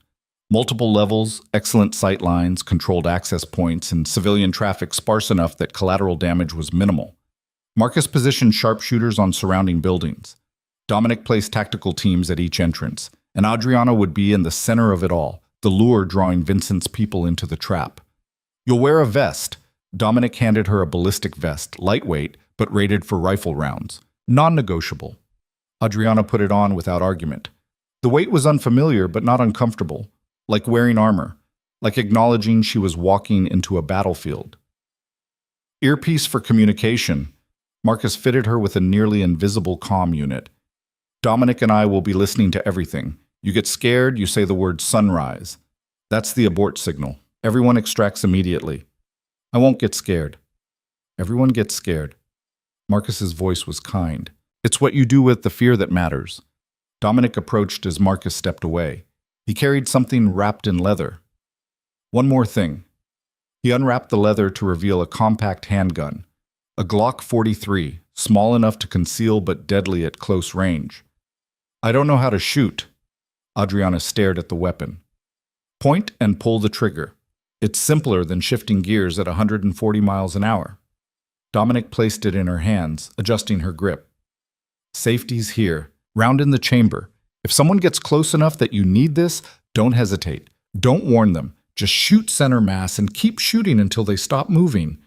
Adriana felt the weight of the gun in her palm. Heavier than it looked, more real than any weapon she'd held before. "I've never killed anyone. Hopefully you won't have to tonight. But if it comes down to you or them, choose you, every time." Dominic's hands covered hers on the weapon. "Promise me." "I promise." They arrived at the parking garage as afternoon faded into evening. The sun painted the sky in violent shades of orange and red, appropriate for what was coming. Adriana took position on the third level, standing beside the Charger they'd deliberately parked in clear view, the same car she'd stolen from the gala, the same car she'd driven in her triumphant return to racing. Now it was bait, and so was she. "All teams in position." Marcus's voice came through her earpiece. "Overwatch confirms no hostile movement yet. Streets are clear." "She's visible?" Dominic's voice tense but controlled. "Visible and trackable. We leaked her location through 3 different channels. If Vincent's monitoring any of them, he knows exactly where she is." Adriana stood in the open, refusing to hide or appear nervous. She was Nyx, the woman who'd never lost a race, the woman who'd survived 3 years in a world that wanted her silent and small. If Vincent wanted to come for her, let him come. She'd be ready. 20 minutes passed, then 30. Adriana's legs started to ache from standing still, her racing instincts rebelling against motionlessness. She wanted to move, to pace, to burn off the adrenaline building in her system. "Movement." One of the Overwatch snipers spoke through the comm. 2 vehicles approaching from the north, black SUVs, tinted windows, matching the profile of Vincent's tactical teams. "Confirmed." Another sniper. "I count 8 hostiles, 4 per vehicle, armed, approaching the garage entrance." Adriana's heart rate spiked. This was happening. This was real. "Steady." Dominic's voice in her ear, calm and grounding. "You're not alone. We have eyes on every angle. Just stay where you are and let them come to you." The SUVs entered the garage, their engines echoing off concrete walls. They circled up the ramps, methodical and unhurried, professionals clearing levels, ensuring no surprises. "Third level," Marcus reported. They're coming to you." The SUVs emerged from the ramp and stopped 30 feet from where Adriana stood, engines idling, windows still dark. For a long moment, nothing happened. Then all 4 doors on both vehicles opened simultaneously. 8 men emerged, each wearing tactical gear and carrying weapons with the casual familiarity of people who use them regularly. They fanned out in a practiced formation, creating overlapping fields of fire that covered every angle. Adriana recognized the formation, recognized the precision. These weren't street thugs or low-level enforcers. These were professionals. Former military, probably. The kind of people Vincent would hire when he needed guaranteed results. One of them stepped forward, tall, lean, with a scar running down his left cheek. He carried an automatic rifle with the ease of long practice. Adriana Rinaldi. His voice carried across the space between them. You've caused quite a bit of trouble. I've caused truth. Adriana kept her voice steady. There's a difference. Truth, lies, doesn't matter to me. I get paid either way. He gestured with his rifle. Mr. Moretti sends his regards. Says to make sure you understand the cost of interfering in business that doesn't concern you. Business? Adriana felt anger cutting through fear. He murdered people, burned a woman's house with her children inside. That's not business. That's butchery. Like I said, doesn't matter to me. The scarred man raised his rifle. Nothing personal. Now! Dominic's voice erupted through the calm. Everything happened at once. The Overwatch snipers fired, precise shots that took down two of Vincent's men before they could react. Dominic's tactical team stormed in from both stairwells, weapons raised, shouting commands. The garage transformed from empty space into a kill box in seconds. But Vincent's people were professionals too. They responded instantly, taking cover behind their vehicles, returning fire with disciplined accuracy. Bullets sparked off concrete, glass shattered, the air filled with cordite and chaos. Adriana dove behind the charger as rounds punched through the space where she'd been standing. Her hand found the Glock Dominic had given her, pulling it free with trembling fingers. The world had narrowed to the sound of gunfire and the thunder of her own heartbeat. Stay down, Dominic's voice in her ear, sharp with urgency. We've got this. But they didn't have it. Vincent's team was too good, too prepared. They'd anticipated the ambush, planned for it. One of them produced a grenade, pulled the pin, and threw it toward Dominic's tactical team. Grenade! Someone shouted. The explosion was massive, a pressure wave that rattled the charger and sent Adriana's ears ringing. Screams followed. Adriana risked a glance and saw two of Dominic's people down, injured or dead, she couldn't tell which. The balance had shifted. Vincent's team pressed their advantage, advancing with covering fire, their formation still intact despite losses. Fall back, Marcus's voice. All teams fall back to secondary positions. But falling back meant leaving Adriana exposed. The charger provided cover from the front, but the advancing team would flank her in seconds. She'd be trapped, defenseless, exactly where Vincent wanted her. Adriana's racing instincts kicked in. The same instincts that had kept her alive through 100 races at impossible speeds. The same pattern recognition that let her read a course 3 moves ahead. She saw the geometry of the situation, the angles of attack, the split-second window of opportunity. The charger's keys were in her pocket. She'd kept them there by habit, some part of her unwilling to be separated from the means of escape. She didn't think. Thinking would mean hesitating, and hesitation meant death. Adriana lunged into the charger's driver's seat, keeping low, and shoved the key in the ignition. The engine roared to life. She threw the car into reverse and punched the accelerator. The charger shot backward, tires screaming, smoke pouring from the wheel wells. Vincent's team scattered, diving out of the path of 2 tons of American muscle moving at lethal velocity. Adriana spun the wheel, executing a perfect J-turn that rotated the car 180 degrees and left her facing the exit ramp. She shifted to drive and accelerated hard, the charger's engine howling. What are you doing? Dominic's voice in her ear, confused and angry. Surviving! Adriana took the down ramp at a speed that would have terrified anyone who couldn't drive like she could. The charger's suspension protested, but held. Behind her, Vincent's team was already moving. She heard engines starting, saw headlights flare in her mirrors. They were coming after her. Good. Let them chase. Let them think she was panicking, running scared. She'd been racing since before they learned to drive. This was her element, her territory, her advantage. Adriana, stop the car! Dominic's command was sharp. You're leaving our protection zone. Your protection zone just became a war zone. I'm drawing them away from your people. She took a corner hard, the charger's rear end sliding in controlled drift. Trust me. She burst out of the parking garage into evening traffic, Horns blared as she cut across 3 lanes, weaving between vehicles with inches to spare. Behind her, the 2 SUVs followed, their drivers good but not exceptional. They had power and aggression. She had skill and absolute confidence. Adriana led them away from the business district toward the industrial areas she knew from her racing days. Abandoned streets, long straights, tight corners that would favor maneuverability over brute force. "All units pursue," Marcus's voice. "Don't let them take her." "Belay that," Dominic's voice cut through. "She knows what she's doing. Set up intercepts at the port access roads. She's heading toward the river." He was right. Adriana was heading toward the river, toward the warehouse district, toward terrain she knew, like the back of her hand. Places she'd raced through in the dead of night when the underground circuit needed venues that police wouldn't patrol. She pushed the Charger past 90, past 100, the engine singing with the particular music of pure performance. The SUVs kept pace, but she could see them struggling. They were built for power, not agility, and agility was what the next phase required. Adriana approached a railroad crossing at 110 miles per hour. Warning lights were flashing, gates were descending, a freight train was coming. This was the moment. The choice that separated drivers from racers, the line between calculated risk and suicide. She'd made this choice before, multiple times, had never been wrong yet. Adriana didn't brake, didn't hesitate.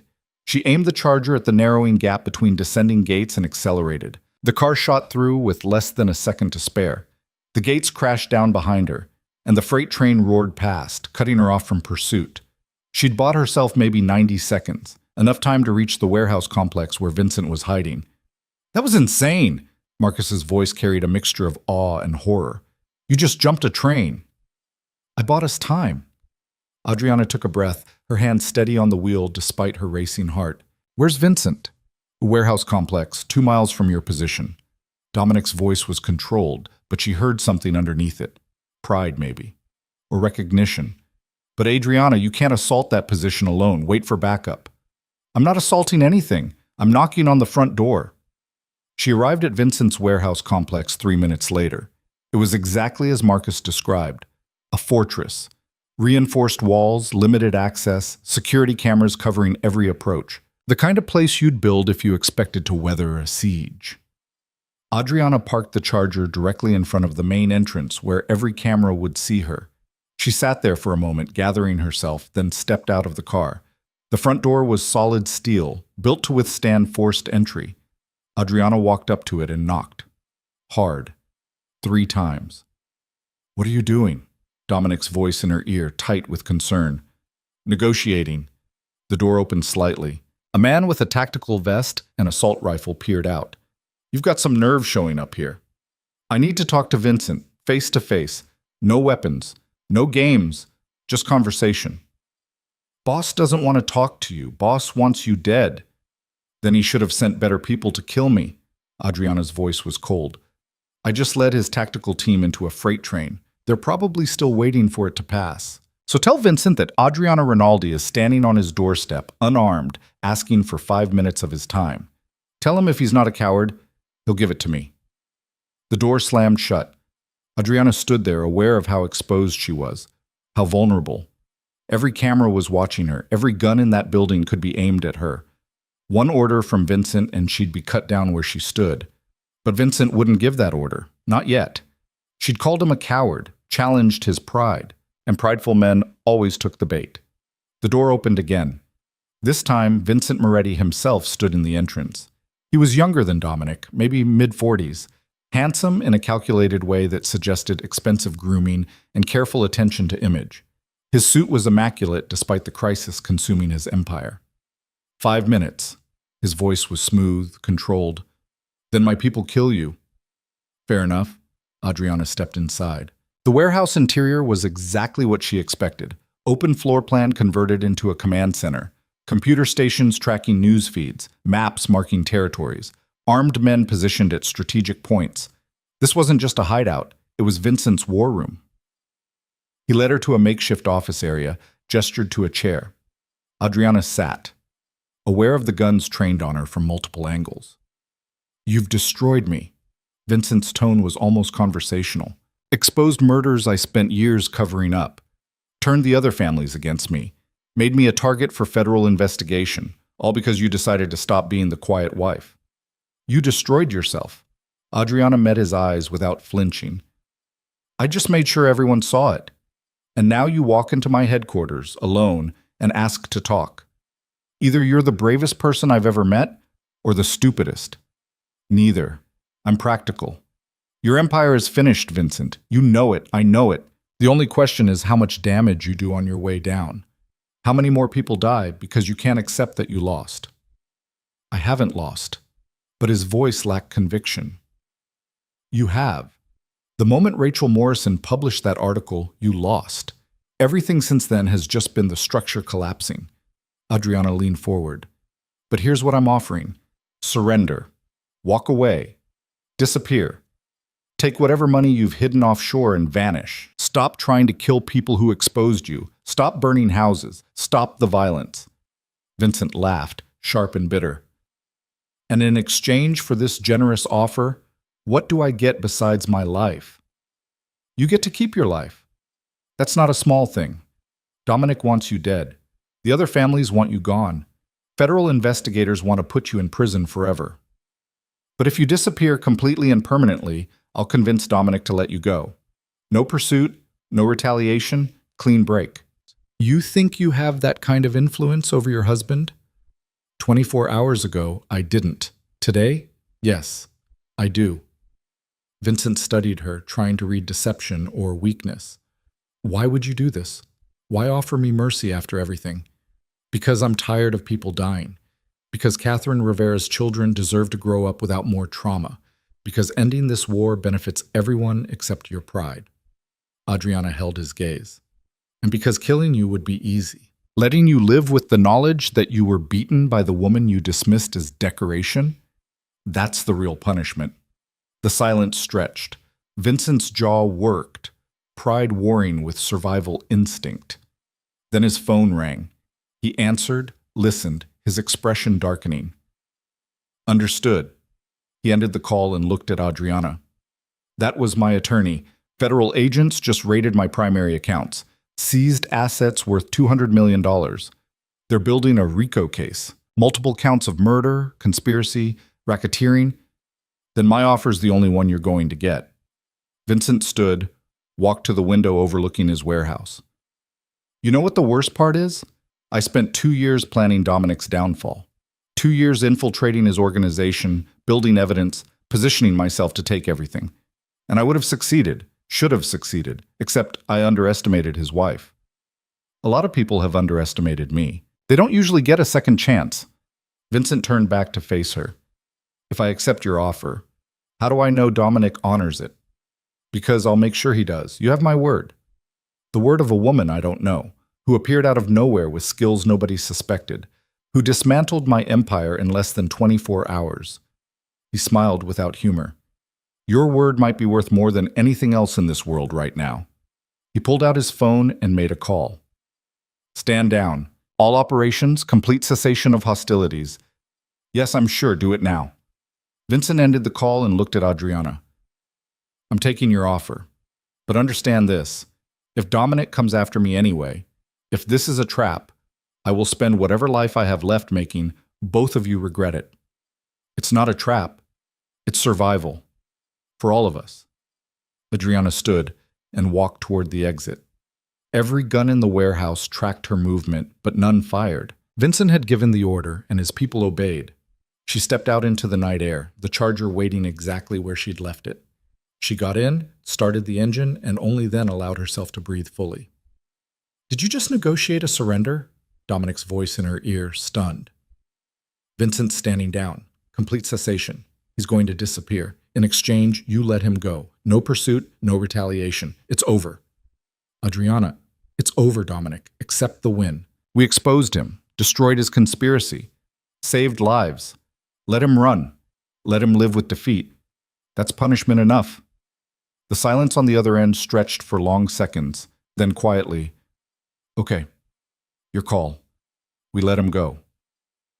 Adriana drove back toward the safe house, exhaustion finally catching up with her. She'd been awake for more than 36 hours, had raced fought, investigated, and negotiated, had transformed from invisible wife to undeniable force. And somehow, impossibly, she'd survived. Dominic was waiting outside the safe house when Adriana pulled up in the Charger. He stood in the amber glow of a streetlight, his expression unreadable, his posture carrying the tension of a man who'd spent the last hour not knowing if his wife would return alive. Adriana killed the engine and stepped out. For a moment, they just looked at each other across the distance of the sidewalk. Two people who'd been married for 3 years and were only now actually seeing each other. "You negotiated with Vincent Moretti." Dominic's voice was carefully neutral.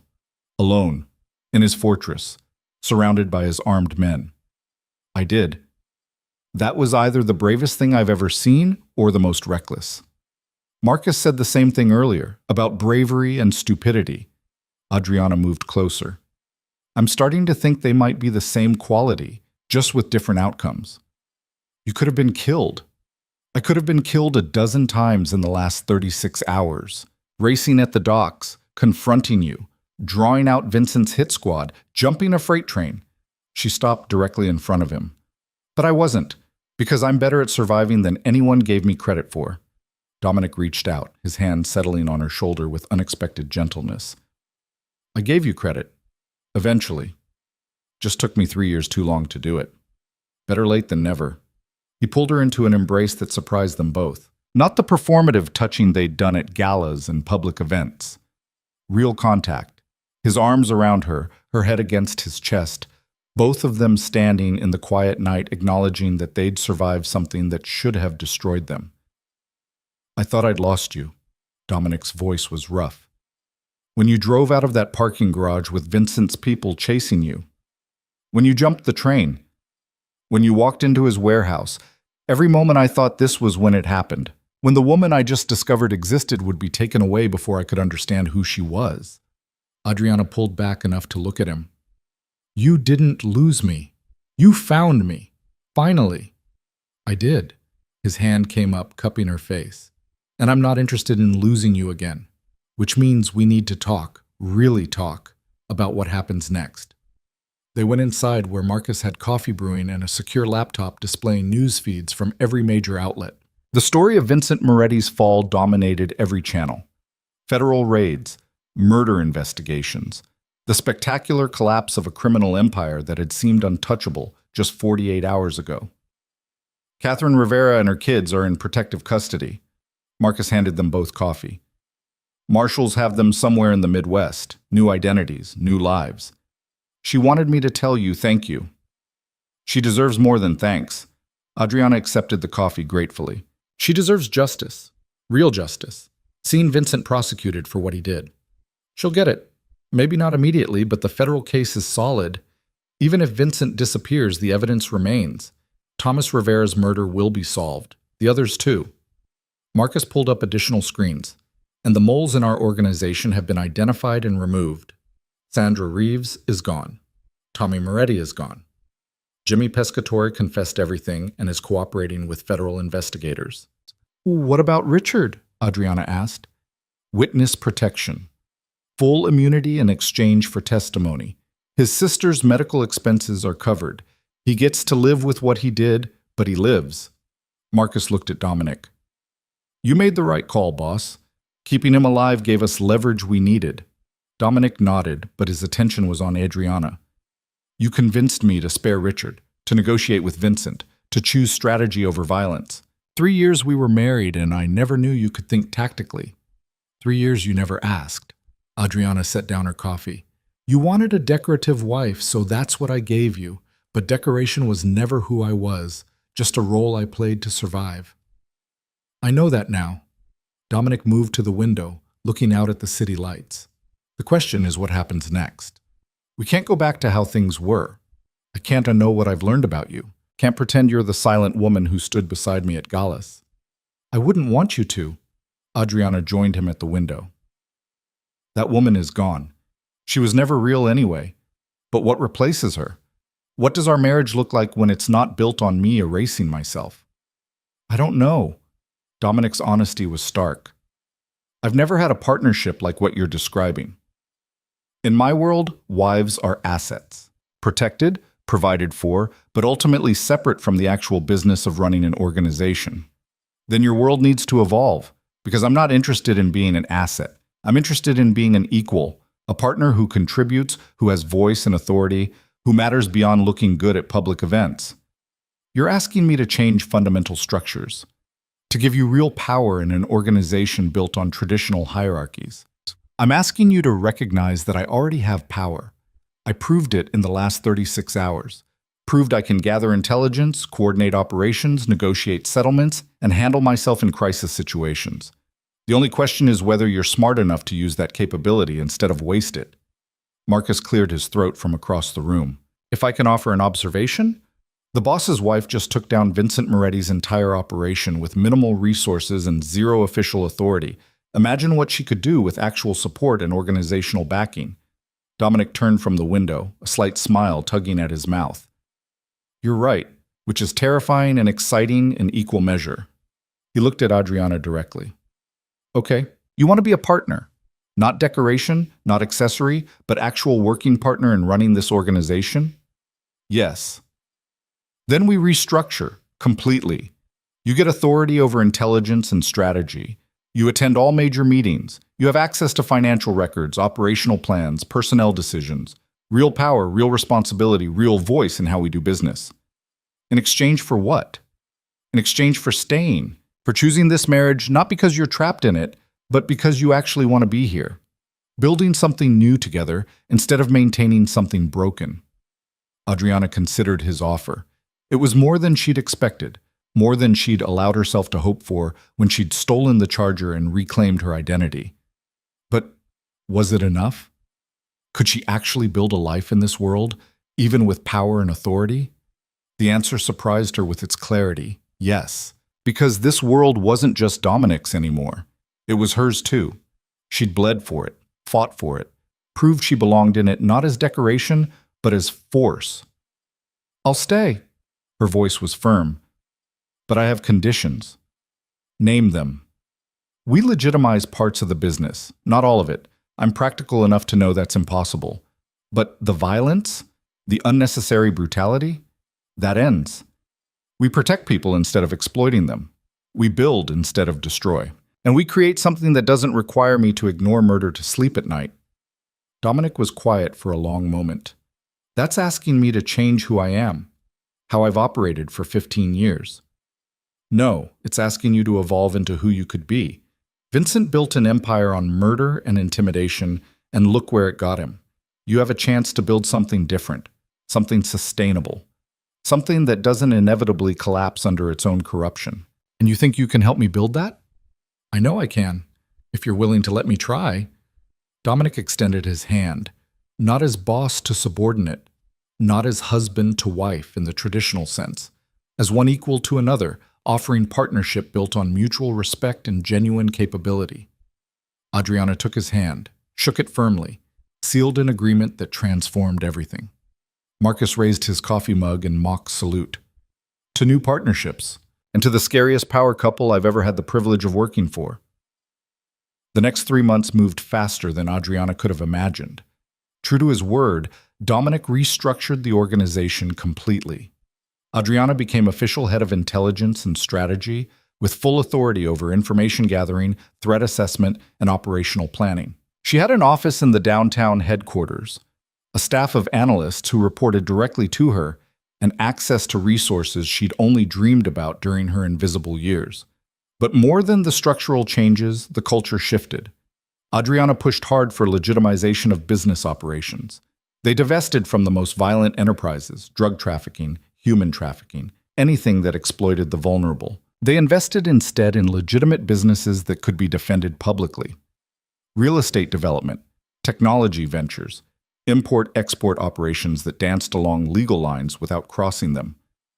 The other families watched with skepticism at first. Dominic Rinaldi going soft, they whispered, letting his wife dictate policy, abandoning the old ways. Then they saw the results. Profits actually increased as legitimate operations proved more sustainable than criminal ones. Federal attention decreased as the organization became harder to prosecute. and the Rinaldi family's reputation evolved from dangerous to powerful in ways that commanded respect without requiring constant violence. 6 months after the night she'd stolen the charger, Adriana stood in front of the five families' council for the first time. Not as decoration standing silently behind Dominic, as an equal participant with her own seat at the table and her own voice in family politics. Marco Castellano, whose car she'd stolen and whose gala she'd abandoned, looked at her with something approaching awe. I never would have believed it if I hadn't seen the transformation myself. The quiet wife who became the strategic mind behind the Rinaldi family's evolution. I was never quiet. Adriana's voice was pleasant, but firm. I was just waiting for someone to ask my opinion. Well, you certainly have our attention now. This from Anthony DeLuca, head of the Boston family. Your intelligence work on the Moretti conspiracy was exceptional. We'd like to contract your services for threat assessment on our operations. It was a remarkable request. One family asking to pay another for strategic services, treating Adriana's expertise as valuable commodity rather than suspicious innovation. We can discuss terms. Adriana pulled out a tablet, already prepared with proposal documents. She'd anticipated this request, had intelligence suggesting DeLuca was facing internal threats similar to what Vincent had orchestrated. But my rates aren't cheap, and my recommendations aren't always what clients want to hear. We don't want to hear what we want to hear, DeLuca leaned forward. We want to hear the truth. That's apparently your specialty. The meeting continued for 3 hours. By the end, Adriana had contracts with 3 of the 5 families for intelligence services. She'd positioned herself not just as Dominic's wife, but as an independent power in the criminal landscape. Someone whose expertise was valued enough that even potential rivals wanted access to it. Dominic watched her work with visible pride. This was his wife. Not the decoration he'd dismissed 3 years ago, but the strategic force she'd always been beneath the surface. That night, they returned to the estate that had felt like a gilded cage when Adriana first arrived as a new bride. The same rooms, the same furniture, the same architectural bones, but everything felt different now. Adriana walked through spaces that no longer confined her. The grand foyer where she'd learned to smile emptily. The ballroom where she'd stood silent through 100 events. The bedroom she'd shared with a man who'd never truly seen her. Dominic found her in his office, looking at the city lights through floor-to-ceiling windows. Thinking about the gala? He moved to stand beside her. The night everything changed? Thinking about all the nights before it. All the times I stood exactly like this, looking out at the city, feeling like I was watching life happen instead of living it. Adriana turned to face him. I don't feel that way anymore. What do you feel? Alive, real, like I finally exist in full dimension instead of as a shadow. She moved closer. You asked me once why I was helping you, why I chose to stay instead of walking away when I had the chance. I remember. I'm still figuring out the complete answer, but part of it is this. You were the first person who ever actually saw me. Not the mask, not the role. Me, the real person underneath. Her hand found his.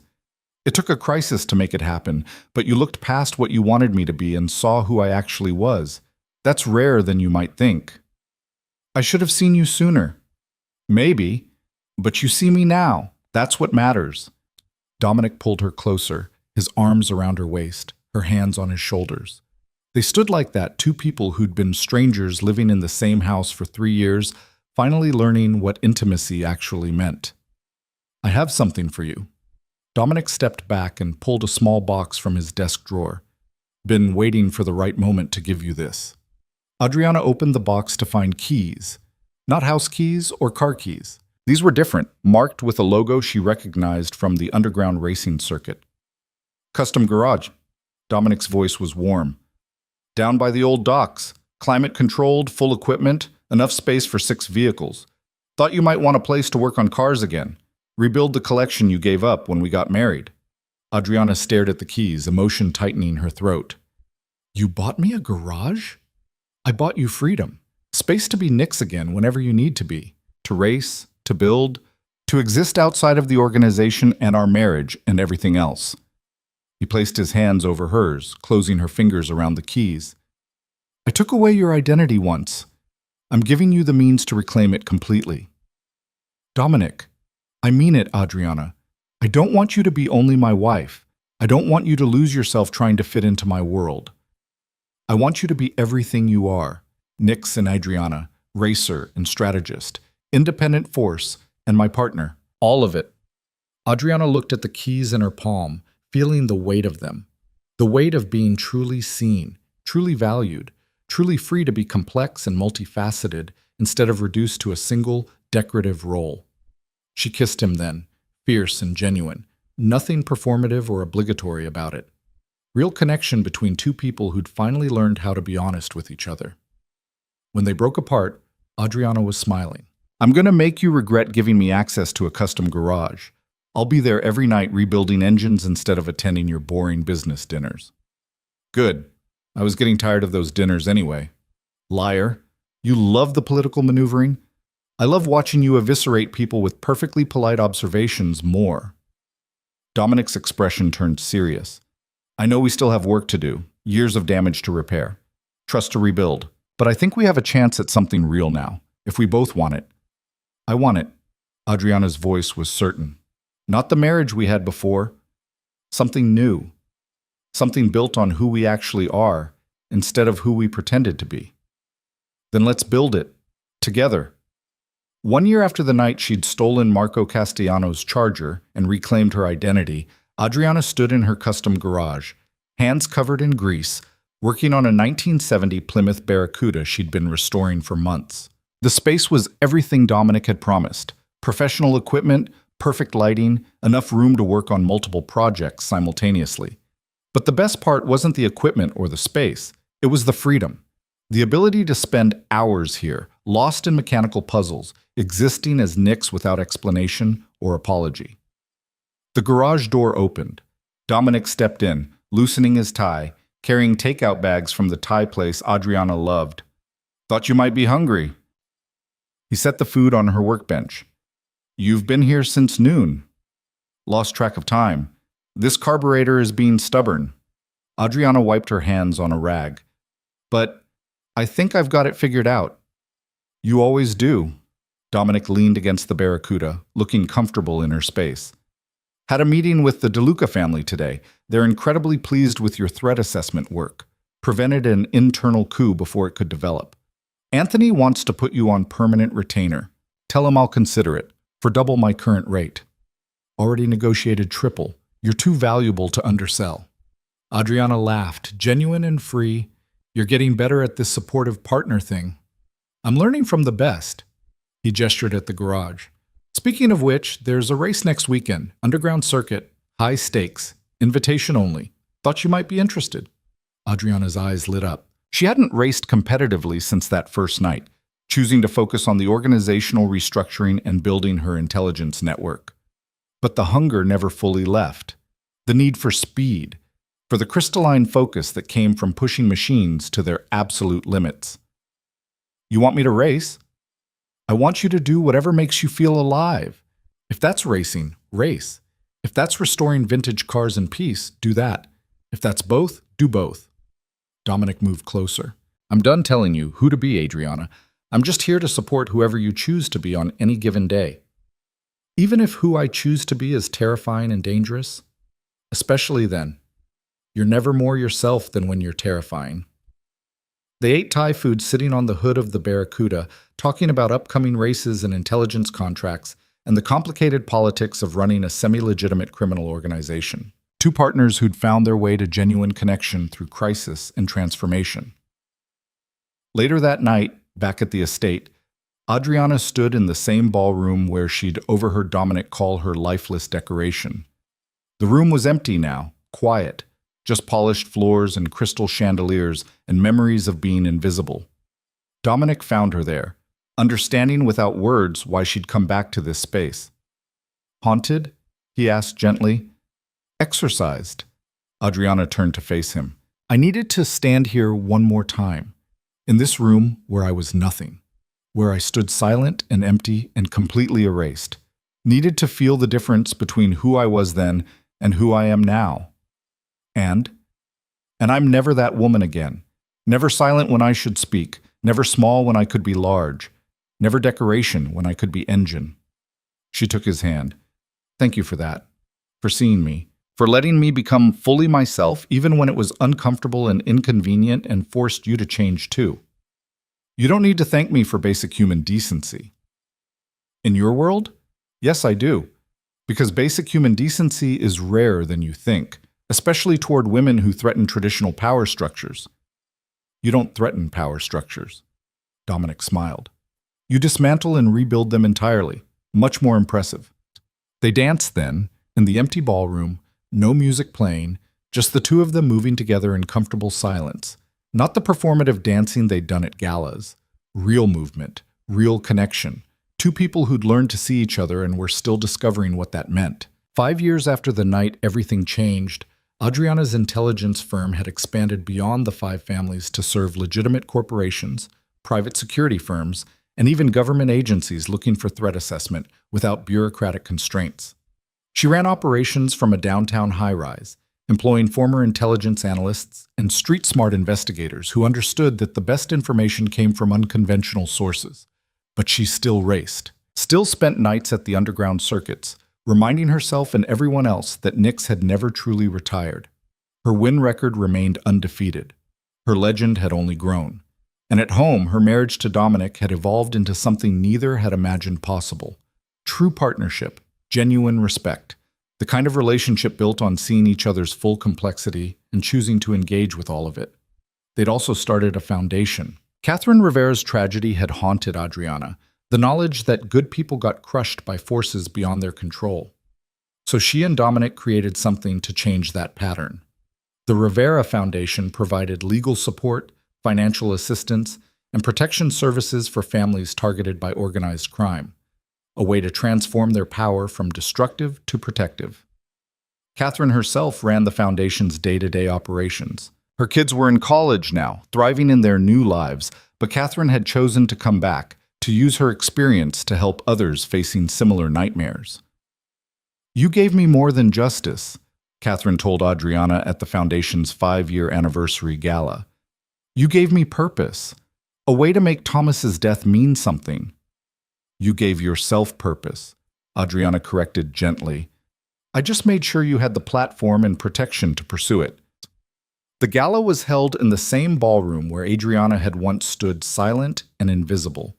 But now she moved through it with authority, greeting supporters and donors, delivering a keynote speech about transforming trauma into action, being fully and completely visible. Dominic watched from the side, his expression carrying the particular pride of a man who'd learned that empowering his partner made him stronger, not weaker. Near the end of the evening, Marcus approached them both.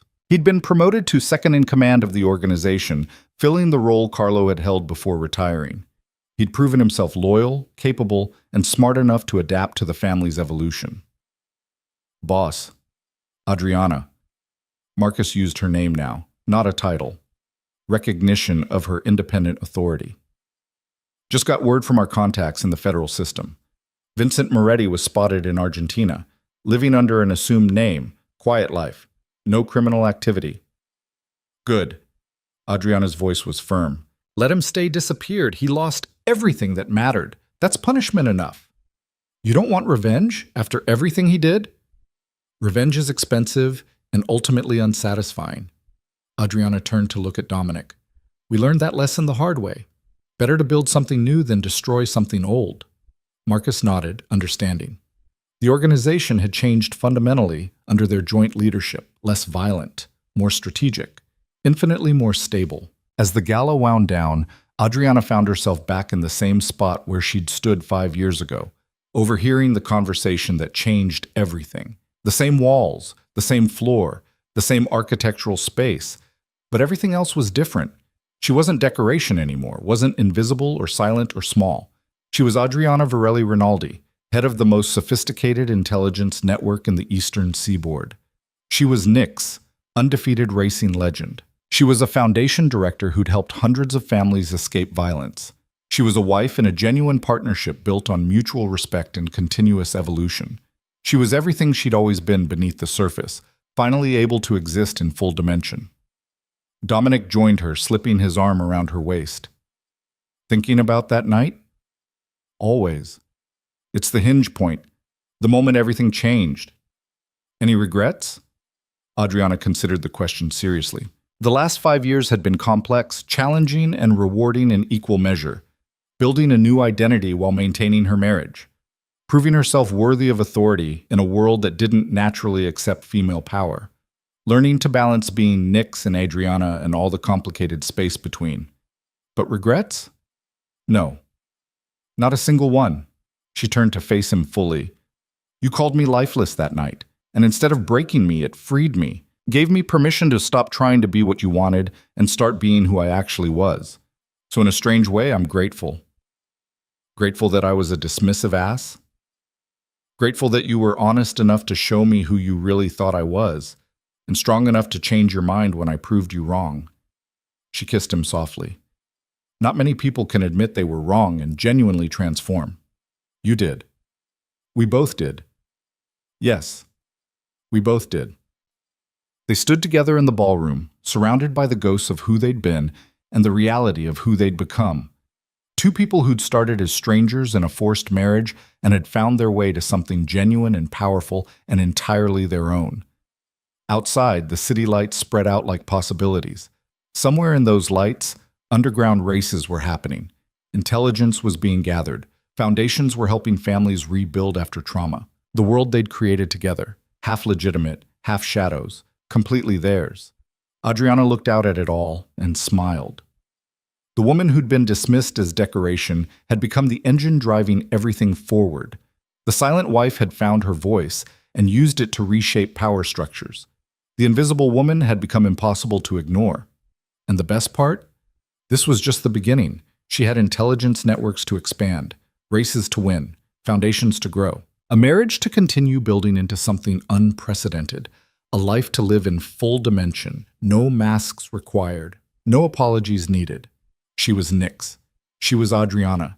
She was everything in between and beyond. And she was never, ever going to be invisible again. Dominic pulled her closer, and they swayed together in the empty ballroom. Two partners who'd learned that the strongest empires weren't built on control and suppression, but on recognizing capability and empowering it to flourish. The chandelier above them caught the light, casting fractured brilliance across the polished floor. Adriana looked up at it, remembering the woman who'd stood beneath it years ago, silent and suffocating. That woman was gone. In her place stood someone fully alive, fully real, fully impossible to dismiss. The transformation was complete. The decoration had become the empire, and nothing would ever be the same again.